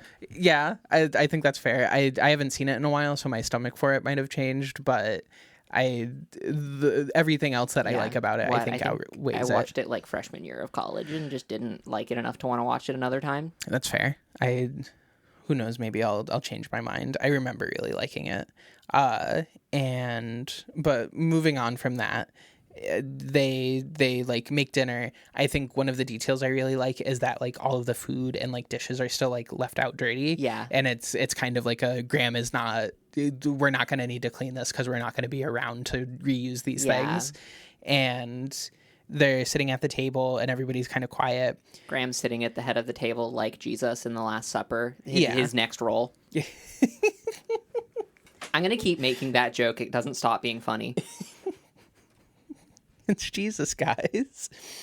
And Morgan wants to say a prayer, but Graham won't allow it. And Morgan says he hates him and that he let their mom die. Beat 3 of 3. Yeah, and Graham yells, "I'm not wasting one more minute of my life on prayer," which is like that's kind of the boiling point for him. That's his moment. That's his moment of darkness. If we're talking about his hero's journey here. Yes, and he's like, "Everybody enjoy your food. Nothing's gonna stop us from enjoying this food," and nobody wants to eat, and so he's like, "If nobody else is gonna eat, I'm gonna enjoy a little bit of all of it or whatever." And he like starts like taking food from everybody's plate, and everyone starts crying, and he everybody starts crying, and then he just starts like trying to eat it, and he's putting mashed potatoes in his mouth and he's like weeping. Yeah. And then everybody like comes in for a group hug, and Oh, and then also the aliens start crying over the baby monitor. Oh, yes. Yeah. The baby monitor turns back on in this scene, and everyone's like, "It's happening." Yeah, it's Breaking Bad. Also because the every TV channel is now offline, and we hear the two tones. Oh yeah, they go to check it. That signal the EWS system. Yeah, and because they can't actually. Here's the thing about the actual EWS sounds is that legally you are not allowed to use them in media because they're emergency warning sounds. So if you use them in media, then you get a Boy Who Cried Wolf situation. So legally you're not allowed to use those sounds in a piece of media. And if you've ever watched a piece of media that uses those sounds, they were breaking the law. Interesting. So then my conception of what that sounds like is wrong. Well, it's right? It's the oh yeah, that one. And then it has the two tones in there, but the two tones are not the part of the message. The two tones are just two tones. It's not the whole message. You're not allowed to. I think especially the scratchy parts, you're not allowed to play unless it's an actual emergency. Gotcha. It's like a broadcast rules thing. Makes sense. You don't want the government who cried wolf. Yeah. And so I think those two tones, that like neutral second that plays, is just the shorthand that movies use for it. Definitely. I also do want to shout out that this is another mashed potatoes family scene. Yeah. A la Close Encounters, my favorite scene from that movie. Oh, also, I want to mention a sound design beat that happens earlier in the film and then also happens later. This is another of those things that I was like, is this intentional or is this incompetent sound design? Mm-hmm. The scene where the first scene where like Bo wakes up and is like, "There's a monster outside my bedroom. Can I have a glass of water?" Mm-hmm. We get a shot out into the cornfield from the front porch, and we get a piece of sound design where a cricket is chirping and then suddenly stops. Mm-hmm. And that happens again in this scene. Oh. So it's like a 1-2 beat where the crickets stop chirping. That means the alien is close. Yeah. The same thing happens in Close Encounters when he's at the railroad. Yeah. There's a lot of connective tissue here that we're just pointing out. I do like that a lot. It's also really terrifying. In real life, if you're ever somewhere and all of a sudden all the bugs stop chirping, you're in danger. Yeah. Like a weather event is about to happen or something. Yeah, that shit's so fucking scary when things are... It's the meme of like, it's quiet, too quiet. And it's like, yeah, that shit's fucking scary when it happens. That shit is scary. Yeah. And they start boarding everything up like more frantically, and Graham starts telling stories about the kids when they were born. He says Bo didn't cry, and that everybody was like, "Oh, she's beautiful like an angel," and that when he like looked at her, she smiled at him, and babies that young can't smile. This is one of the scenes that I can pretty squarely point to as incompetence, because this scene betrays that M. Night Shyamalan doesn't understand why it's such a big deal when babies don't cry out the womb. Yeah. The reason babies cry out the womb is because they are clearing their lungs. Mm-hmm. And when a baby doesn't cry out of the womb, it means that baby is not clearing its lungs. And so, when a baby comes out the womb and it's not crying, this is also part of why sometimes in media you see a doctor like hitting a baby slightly to get it to cry. Yeah, the little spank. Yeah, that's literally because that's part of... That's not entirely where the term stillborn comes from, but like that's a big thing of like babies need to vocalize coming out of the womb or they will suffocate on like literally their own shit. Yeah. Babies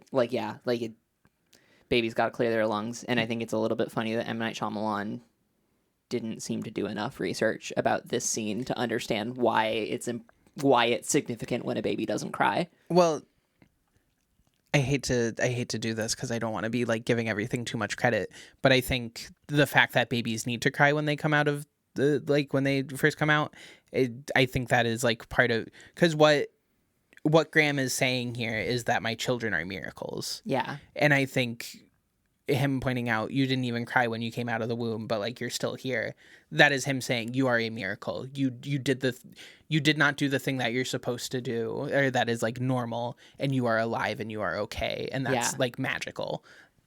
I just the scene doesn't mention that at all, which is why I say I think this is a place of M. Night Shyamalan not understanding how maternity works. Yeah, I can definitely see that. I think I think behind the scenes that it was like I definitely believe that like is what could have, there was not enough research into that moment, but I think like textually it reads okay regardless of whether or not there was enough research in that moment just by like happenstance. But I get what you're saying. That's fair. Once again, I think it's another place where it's like I can see what the text is trying to do, and I still think it's not doing it very well. Yeah, that's fair. I think for me it works okay in this moment, but I get why I'm a lot worse at suspending disbelief. Yeah, I think I was also just very taken with this movie. I was like along for the ride. Fair. I think I was having, I was like, this movie is so silly. And I find it really difficult to exit that critical mindset, and I think that's part of what makes us good film analysis partners. Yeah, sometimes I just got to be like, man, this shit rocks. Surreal. So he tells that story about Bo, and then we hear the other pet dog succumb to the aliens. Awful scene. It's so sad. It's just like visually, I really like this moment because you get the camera starts pushing in on the wall where like the fireplace is, and it just like starts pushing in, but it's at like an off angle. It's not flush to the wall. Yeah. Like even it is like slightly like off kilter. Not like literally like it's a twisted frame. It's just like you are pushing in from like a corner of the room towards this wall. It feels like the camera is following the sound. Yeah, and it's so purposeful, and it's because it's not a perfectly framed shot of the wall, it feels so eerie and upsetting. Yeah. And like with the sounds in this moment, it's just like ugh. Yeah. Really hard scene, both because recent dead dog, but also just when I was like 14, 15, I remember sitting up in bed one night, and because Tennessee suburbs. Yeah. I remember hearing pretty clearly what I'm almost certain was like a pack of coyotes killing a local pet. Oh no. Where I heard an animal. I heard howling and I heard an animal yelping until I heard an animal not yelp anymore. Oh. And so I've lived this one, unfortunately. It was a real hard scene to watch. Yeah. This is a hard thing with movies. I've been through so many fucked up things that anytime a movie wants to present a fucked up thing, I can't like pull myself out of it. Yeah, I feel similarly with like we mentioned earlier, I used to work at an animal hospital. Animal deaths in media also, it's like those take me back to some of the worst moments in my life where I've just seen like the most horrific things imaginable. Yeah. And this is definitely one of those where it's just like, this is deeply upsetting. Yeah. Yeah. I have to remind myself that both of those dogs were animal actors. Yeah. And they were being such good babies, barking and lying down on command. I know, and they were very, very cute. They were great, very good great dogs. Those are some beautiful dogs. They were fucking beautiful dogs. And so that happens.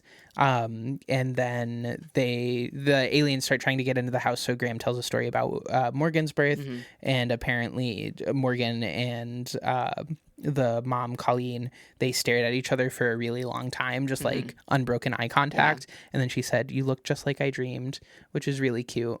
I think also in this scene where the aliens are like on the porch trying to get into the house, we get like we get a really good like audio horror scene connected with like the death of Isabel, where like we get entirely through like sounds of tip-tapping out on the porch and like watching shadows go by the boarded up windows. Yeah. Where we understand that like the aliens are right outside the house and trying to get in.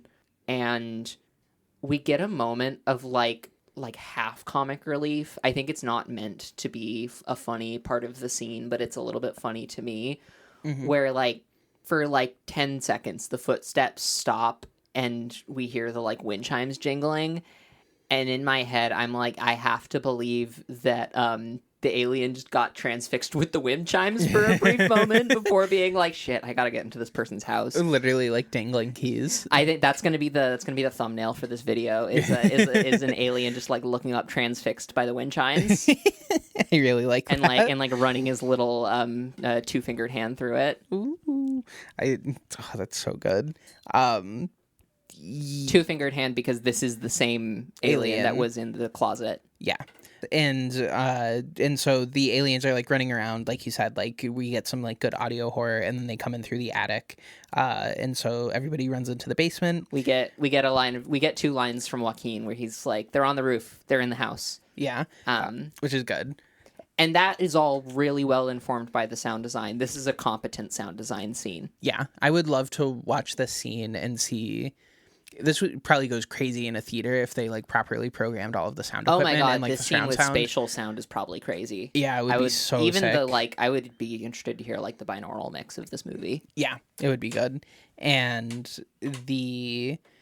so they're like downstairs in the basement. It's an unfinished basement. It's dingy as fuck. Yeah. And they're like looking around for something to like brace the door, and like the doorknob like starts twisting and everything. Continuing our like descent into the caveness of this act. Yeah. They keep closing themselves off into smaller and smaller parts of the house as other parts of the house become compromised. Yeah. Like it starts out, they board up all the windows, and then it becomes, we're going to board ourselves into the family room, which has access to the whole downstairs. And then it becomes, we're trapping ourselves in the basement. And then they're still trying to get in through the basement. Yeah. I really like the cave metaphor that's going on here, where they're just like going deeper and deeper and deeper and closing themselves off. It's very good. Yeah. Very metaphorical. Yes. And Meryl eventually finds something to brace the door with, but he's like, I found a pickaxe, and he like swings it up and immediately knocks out the only light bulb in their room. So we get like a pitch black horror scene. Yeah, which I really love.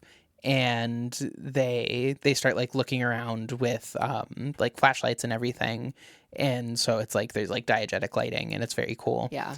And they have like the realization that the one at the door is distracting them, and the other one is trying to find another way in. Yeah. And so they start looking for like a coal chute, and we get a mirror of like the beginning of the movie where Meryl and Graham run around the opposite sides of the house and like converge. Now they're running around opposite sides of the basement, and then they converge on where the coal chute is, and they like shine their flashlights on it, and Morgan's just standing there, and he's like, what? And doesn't see the hand that is about to grab him. I know, this moment got me because like they did a really good job of like the hand blending in with like this cool gray. This is like a really well paid off jump scare, and I don't feel that way about most jump scares. Yeah, it's very good. Because like you can, the makeup that they did on this like prosthetic hand is like really good, and it like blends in perfectly. And so when it moves and it like wraps around Morgan, it feels paid off because you can like see once it starts to move where it was, and it's like this was there the entire time. You could see this. Yeah. And it feels way more earned, especially because we don't get like any like. I feel like we a little bit get that with the cornfield scene where we see the leg of the alien. Oh yeah, and it's like it's green like the stalk. Yeah, it's like a little. Like I feel like we get that's like a 1-2 beat we get there. Yeah, that's a very good point. I didn't even think about that. I do feel like the chameleon skin thing going on is almost worth it just for that moment. Yeah, it's very good, and they are able to like get Morgan back, but he's having an asthma attack, and they don't have his inhaler. It's upstairs, and so Graham like starts talking to himself as he's like trying to get Morgan to like breathe and like calm down and like get through the attack. Yeah, and he's like, I can't go through this again, and he's like, I hate you, and he's like. He's talking to himself, but he's talking to God. Mm-hmm. And then he starts talking. Starts talking to the family again, but also himself. And he's like, this will pass. The air is coming, like it's coming. Mm-hmm. This will pass. And eventually, Morgan is like able to calm down enough to not like be actively like asphyxiating. Yeah, this was another really difficult dead friend trauma scene for me. Yeah, friend. Asthma attacks are no joke. They're very If you scary. have asthma, please make sure you have an inhaler with you, especially if you're like alone in your house. Yeah. I think you can infer pretty well from that what happened to my friend. Yeah. This was a difficult scene for me. Yeah. It seems like this was a very difficult movie overall for you, and I'm sorry that it touches on a lot of things. Okay, we're doing our favorite movie next. That's true. We are doing our favorite movie next. They fall asleep. Like Graham does his little monologue about like things will pass and things will be okay, and they fall asleep. And Graham is like having a flashback again of Colleen dying, and we see more this time. Yes, we see more. Like each time we get like further along in this moment, and Caroline is explaining like Ray's truck has like pinned her against a tree in such a way that she's alive when she shouldn't be. And that she's like awake and aware, but if they like move the truck or her, then she's gonna pass. Unfortunately, a gruesome thing that does happen in real life. Yes, very unfortunately, it's horrible. Yeah, and I think the movie uses this as a moment of like, don't fuck around on train platforms. That's the other thing I have to say. Oh God, yeah. That's not a personal one. Thank fuck. Yeah. I think the movie is using this moment as like Ray earlier in the movie, he said that it was meant to be. And I think this is the fact that she is pinned by the truck in such a way that it is like keeping her alive. Like this is like meant to be like a divine intervention moment. And it's like it's a test for Graham and his faith from God kind of thing. And he asks Caroline, is this the last time I'm going to talk with my wife? And is like really choked up, and it was getting me. That's a really sad scene. These moments are really hard. Yeah. And Graham wakes up to the radio, and we hear that apparently the aliens poison people. They produce like small amounts of poison. And they came here to harvest us. But now they're leaving. And it's like spoken offhand. It's like, thank God they're leaving finally. Yeah. And Meryl is like, people must have figured out a way to beat them. Everyone's got a weakness, right?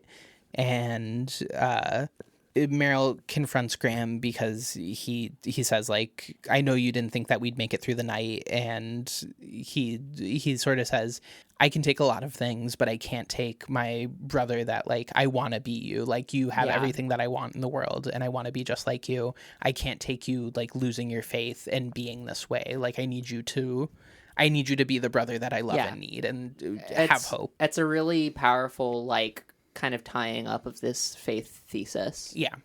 This is kind of like the culmination of like, his faith is like a thing for like, it is a hard thing for him to deal with, but he needs to deal with it for the benefit of all of the people that he loves and for himself. And I think that kind of like speaks to the reverend inside of him. Like that's why ostensibly you become a religious leader, because you want to help people in your community and be a leader. And I think this is one of those really good moments. Yeah.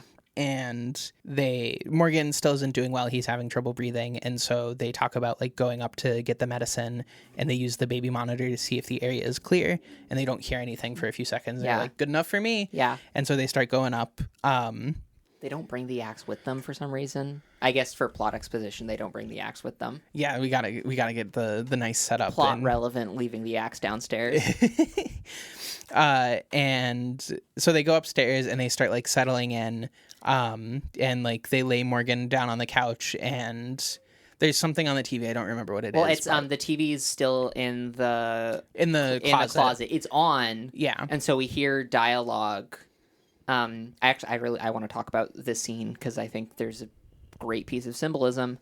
Yeah, Graham goes to be like, well, yeah, I'll pull the TV out of the closet so we can watch. And we hear the dialogue of like, the battle turned around in the Middle East where 3 small villages found a primitive way to defeat the aliens. Is that what it says? That's what it says. And I'm a little bit like, it's not primitive if it's beating a big alien species. Yeah. I find it interesting how this movie places like victory happened in the Middle East. I think that is like, that feels like an important thing that M. Night Shyamalan is saying. Like, yes, peace was brought to the world by the people of the Middle East. Yeah. When I think even in this like pre-Mezzo 9/11 setup, even, you know, I think even in the immediate 9/11 period, like, you know, the Gulf War had happened, the first attack on the World Trade Center had happened. Mm-hmm. There was already a lot of like Islamophobic, anti-Arabic sentiment. Yeah. Not that the entirety of the Middle East is Arabia, or even that the Middle East is like a particularly great thing to call that part of the world. Yeah. It's all tainted. Woo! But I think there is like it feels like a really deliberate nod to me that M. Night Shyamalan in this movie says like, yes, the people of the Middle East are what allowed us to defeat the aliens and save humanity. But in this scene where Graham's pulling the TV out into the living room, the TV gets unplugged, pulls it out in the living room, and we see one final shadow on the cave wall. Yeah. Except this shadow is actually a reflection of a dark figure also in the room with them. Yeah. I love it. It's so good. I love that we're given the twist in this scene once again through the TV, through the shadows on the cave wall. Yes, the TV is like a scrying glass. It is a revealer of truth and like information in a really interesting and like optimistic way, which I think is so hard to imagine now. But I can understand believing more in like just 2001. Like, optimistic in the sense that the TV is like consistently presenting the truth. Yeah. Yeah. And I think like that you can like trust in it and that it's not a malevolent force. That would be a really weird narrative to engage with in 2026. Yeah, exactly. And yeah, it's such a relic in that one specific way to me. So the alien appears, and then this is like the final confrontation. Yeah. The alien first appears as like a dark reflection, and it's like already holding Morgan. Yeah, and this is like literally like confronting the dark self. Like this is like the final battle, and this battle is lame as fuck. Yeah, unfortunately. But, yeah, so the alien has Morgan, and they kind of have like a standoff moment. And we get a close-up shot of the hand with like the fingers cut off, so we know it's the same one. Yeah. Although we get this exposition shot that I think is like fine of like the alien has two severed fingers and we can fill in the gaps. Yeah. But the film does still have to show us as an explicit flashback of Graham cutting off the fingers. Oh, yeah, the film you're right. doesn't trust us to put the pieces together here. I forgot about that. Yeah, I fucking hate when it does that. Oh my god, yeah. I think it does it one other place, but I didn't write it down. Yeah, I was so locked in on this movie that I think I forgot to write that down. Also, yeah, this is another scene where the sound design really fails the scene. I think so much of why this is a lame fight scene is that the alien is bordering on silence. Yes. It has no like breath. It doesn't make any sounds when it moves about the room. There's a scene where the alien like sneers and it's like literally silent. There's no noise. I think there's also some like to like just add anything to the scene. There's some noises of like glass breaking really, really quietly. Something like just a sound that exists nowhere. Yeah. Like you don't like, okay, you hear a window break like off in the distance. That's how you get like glass breaking really quietly in a scene. But that's it. It feels like a piece of texture that's just been added in, but it makes no sense. Does that come in when Bo is like watching Meryl like break the glasses of water through the window? No, it's not even that. Oh my god! Oh, nightmare. Yeah. The sound design in the scene is really, really bad, and partially because the alien has almost no sound effects placing it in the scene. Yeah, and it's so like insubstantial as like a piece of CGI that it is a piece of CGI bordering on silence, which I think is just a really that just speaks to me as incompetence. I can't explain that any kind of narrative way. I think like we forgot to give this CGI character enough of a sound identity is pure incompetence on the part of the production. Do you want me to try and do some insane spin to save this? Sure, I'm curious to hear your apologetics on this scene. So because this is a Jesus flick, so it's apologetics. It is. So this moment, we're culminating Graham's like reaffirmation of faith and like coming back to the light of God, and if the aliens are sort of, you can like read them as like representatives of like darkness and like the devil or whatever. And so in this moment, in the new day, in the light like pouring in through this room, in the new light of the day and also of God, the deliverer of evil is now entirely like unsubstantial, is like deeply weakened and like needs to like hide and be sneaky in order to like get one up on our heroes, like our religious heroes, but is so lessened in the light of God that it ceases to make sound. I think there's some textual support that the aliens are a quiet bunch. Yeah. But that is kind of inconsistent textually. Like for instance, in the scene where they still think that it's the brothers, and they like watch the alien almost silently jump 30 feet. Yeah. That's a scene where we're very much shown like, okay, these aliens are inhumanly quiet. Yeah. I don't think it works in that scene or this one. Mm-hmm. But I once again, I could see that being an intentional plot beat, but I still think it doesn't work. No, it doesn't work at all. My brain was like, if I were to try and save this scene, if I were to give it the benefit of the doubt, going real religious with it, this is the devil being made weak in the light of God. Yeah. Is the best way that I could read it. But it's this, as you said before, this is pure incompetence. The devil being made weak and poorly sound designed. Yeah. Yeah, the devil just kind of looks like he was green screened in. Not a good look. And then Meryl pulls his sort of light off of the wall. He goes full Bible man. He does. So yeah, Morgan the alien has Morgan, and Graham gets a flashback in this moment, and he's finally talking with his wife, and she says her getting hit was meant to be, and I'm going to quote her now: "Tell Morgan to play games. It's okay to be silly. Tell Bo to listen to her brother. He'll always take care of her. And tell Graham, see," and she says, "and tell Graham," and he's like, "I'm here." And she says, "Tell Graham, see, tell him to see, and tell Meryl to swing away." And then we go back to the moment in the present, and we get like this bizarre like long pan around the room, and eventually Graham like makes eye contact with the bat up in the corner, and he's like, "Meryl, swing away." And Meryl's like, "What?" Yeah. He kind of like looks at him like, "What?" I don't understand this plot beat. Yeah, it's like, I was not given divine information from Line.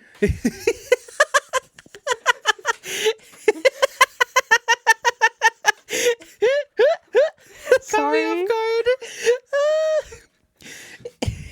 Sorry. No, you're good. That was really fucking funny.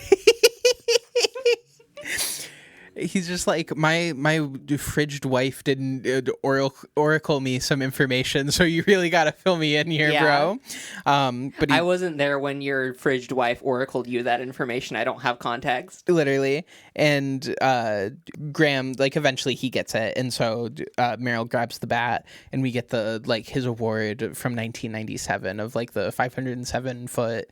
Yeah. I wonder if 507 has any like numerology significance. Wouldn't be surprised. I think that's also just a really long home run. It is.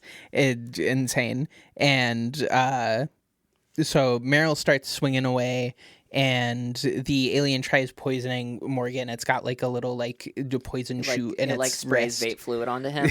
Yeah, it rips a fat cloud at this kid. Yeah.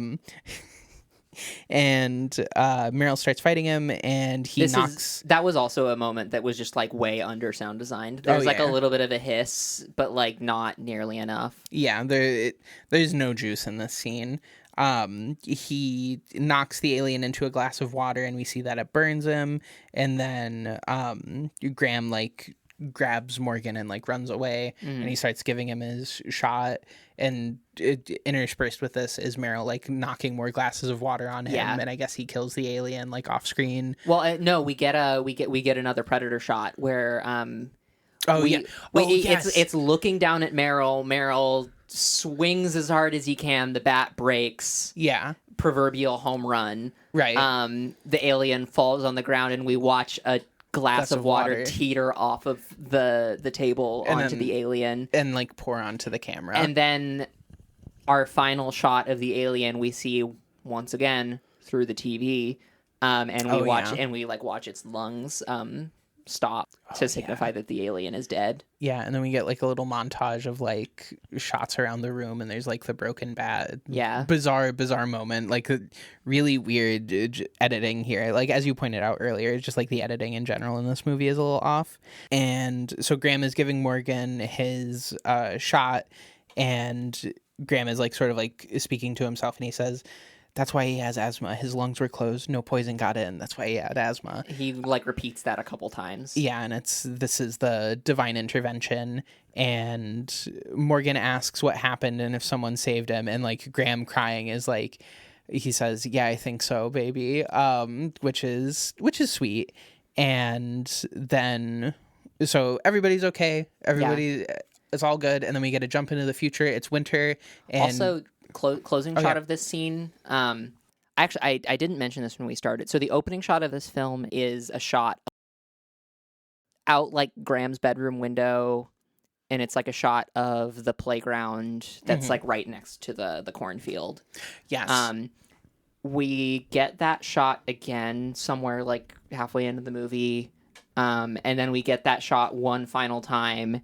And it's different this time because the entire family is lying out in the grass. Yes, and then so it's like shot through the window, and then the camera begins to pan to the left, and it goes over like the drapes. Yeah, and then as it passes the drapes, the transition in seasons has happened. Also, a subtle detail: those drapes are covered in circles.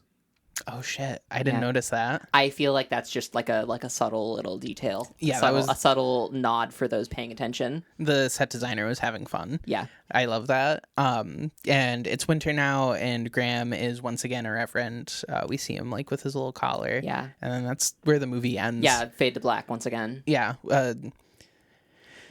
So that was Signs. I still hold that I think this movie would be considerably better if you pulled it into DaVinci Resolve and just re-edited what's there. I think you could.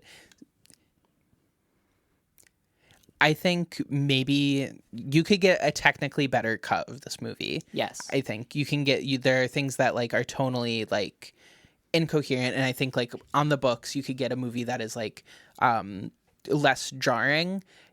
I don't know if I like that movie as much. For me personally, that's fair. I think I think there is even a middle ground where you can still have that. I think the stilted energy of the movie is important. Yeah. I think we're in agreement there. I think I maybe didn't agree with that as much 3 hours ago as I do now. Mm-hmm. But I agree that I think like the stilted energy of the film overall does give it a lot of its juice and gives it a lot of its vibes, and is a lot of what makes this movie significant and unique over like I don't know, it makes it unique and distinct from something like Close Encounters of the Third Kind is just this like hyper real, unreal quality to it. Definitely. And I just still think there are so many scenes where that gets in the way of emotional resonance for me. Mm-hmm. And I think just like some subtle differences, some better sound design. Definitely. I've been thinking about making a sound design reel because I think being able to do like scores and sound design for films would be really fun and something I'd be really good at. Yeah. Something I've been studying since we've started this podcast. I might try and redub some of the scenes in this movie just to see if I can do a better job. That would be so sick. But yeah, I think like, redoing some of that sound, just redoing some of the parts that feel more incompetent than they are unreality based. Mm-hmm. I think I think you can take what's there generously. You can even say you can take like all of the footage they filmed in production and re-edit that into a piece that works more effectively. I think so. A piece whose like important scenes hit the emotional resonance that they're supposed to, instead of what I feel like this movie does a lot, where it has a really emotionally resonant scene that just has its punch pulled completely by some like crazy line of dialogue. Yes, I can see that. I think for me, you can make a more traditional, better movie with what is there by cutting out the weirdness, I think. and I think that movie would be fine. I think for me, I'm showing up to this movie because it's kind of bad. Fair. And I really get a kick out of that. But I do agree with you 100% that there is like a more cohesive and less bizarre and like jarring and incompetent version of this movie that you could easily make. Yeah. And I just think the fact that like so many of the jarring parts of this movie didn't reinforce the unreality for me. They took me out of the plot. Yeah. They reminded me that I'm watching a bad movie. Yeah. I think that is the line for me where I say, okay, well then that didn't work because it reminded me, you know, when a thing in a movie works, I forget that I'm watching a movie. I'm wrapped into the story. I'm bought in. I think I found it really hard to buy into this movie because there are so many jarring places where I'm reminded that I'm watching a movie with shitty dialogue. Yes, and I think that is very fair. I think you put it perfectly there, where if you are engaging with it purely as like a piece of like a narrative that you want to be like transported into, and it's like really, really great art, that's what it does. It like it transports you into that world. For me, I enjoy watching stuff that I'm like painfully aware that it's a movie. I enjoy that. I like seeing the seams in something, but it's a very different desire and like thing that you want to do. Yeah. And one is the normal movie going like goal, and then the other is something that like is something that you want to do occasionally, or is just like bad and not like the goal of the art form in a lot of ways. Yeah. And it's a more particular taste, and I think that's the difference here. Yeah. I think like the like big shining, like the thing I loved about this movie is I do think all of the cinematography is like amazing. Yeah. I think that's a lot of where I'm like, you could edit Signs into a better movie, is because the shots that are there are beautiful. Yeah, the footage that they took is good. They took all like amazing footage. Orange filter be damned. Like it's a great looking movie. Yeah. And yeah, I think like I feel like it's worth a watch just on those merits. I think Signs is definitely a movie that's like worth a watch if you're interested in like alien movies. Definitely. I think if you're listening to this podcast, then I would say that you will get something out of this movie. Yeah. And I think if you're worried about it being too much of like a movie and not a story, in the way that like I enjoy like if you're worried about it just being like a bad movie and like not particularly engaging as like a narrative, then watch it with friends and have some jokes and such. Yeah. But I definitely think it's doing that in a different way from Close Encounters of the Third Kind, where Close Encounters of the Third Kind is very much being like a blockbuster movie. Yes. And tonally, Close Encounters of the Third Kind is like very much like suspending its own disbelief. Whereas I think Signs plays so seriously that the jarring moments just stick out so much more to me. Yes, absolutely. And I love that we can have that difference of viewpoint on the movie. Yeah, I think this is the first movie where we're walking away with different takeaways, and I don't think they're substantially different. Like I don't think like you despise this movie with every fiber of your being, and I'm like, this is the best thing I've ever seen, but like substantially different, which I think is fun, and I like that we've reached that point. And I love that we did Close Encounters and then Signs, because I feel like these are really great companions. Oh, absolutely. Because they are a lot of Alien First Contact stuff is about like colonial fears and like centers those more. These two movies are not. Yeah, really these two movies are really they're about faith. Yeah, in a way that like even Contact is more focused on colonial fears. Like it's not a big focus of that movie. Yeah, but it is like a current throughout it, and there are colonial fears in this movie, but it is so overwhelmingly about faith and like this guy's struggle with faith and his family in the face of like tragedy, which I find really interesting. Yeah, no, it's like it's playing, I would say that it like off of like classic fears, this movie is playing so much more on like the fear of the dark than it does on like the fear of foreigners. Yeah, absolutely. Fascinating movie. Bizarre experience. Yeah. no, an out-of-body experience all around, Signs. Yeah. And yeah, I think it's going to be really interesting referencing this movie back when we get into next episode 2 weeks from now. Yes.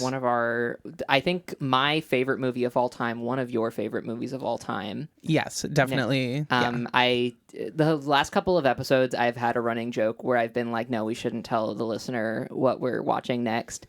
And then you keenly pointed out that because we're also a podcast that expects the listener to have consumed the media before listening, we probably should tell you what's coming in 2 weeks.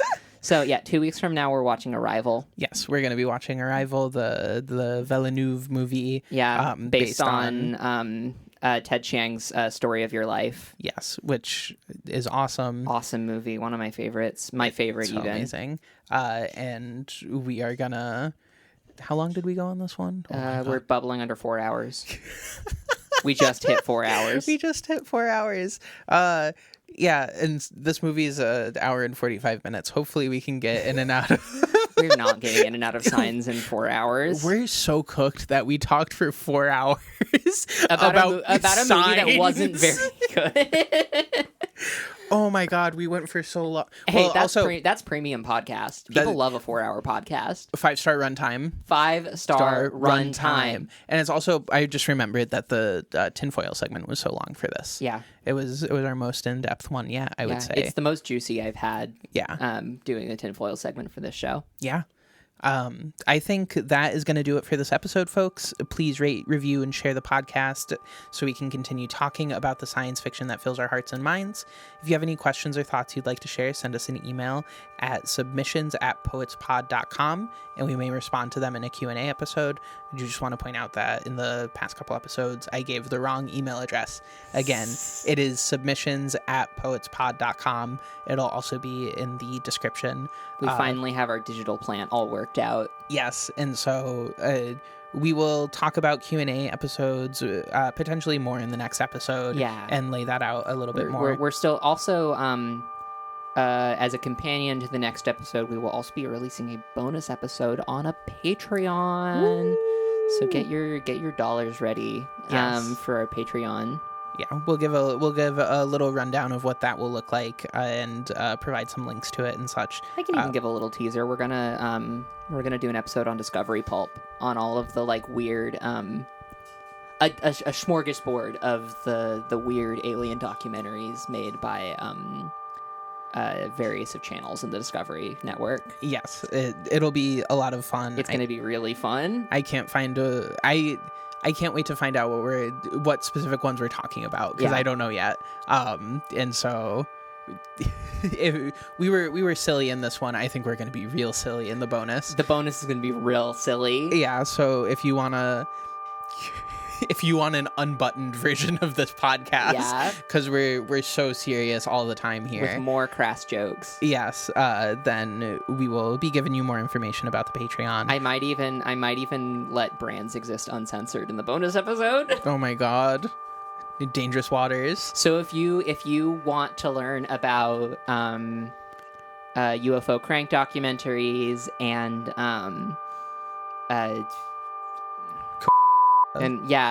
brand and product placement, ice cream, wiener. It's all going to be beeped in here. Yeah, I know. I'm just gonna keep saying things so that this episode's over. Bye, everybody. Yes. Thank you so much for choosing to spend some time with us, and until the next time, be good and watch movies. Be good and watch movies, everyone. Stay sexy and don't get abducted.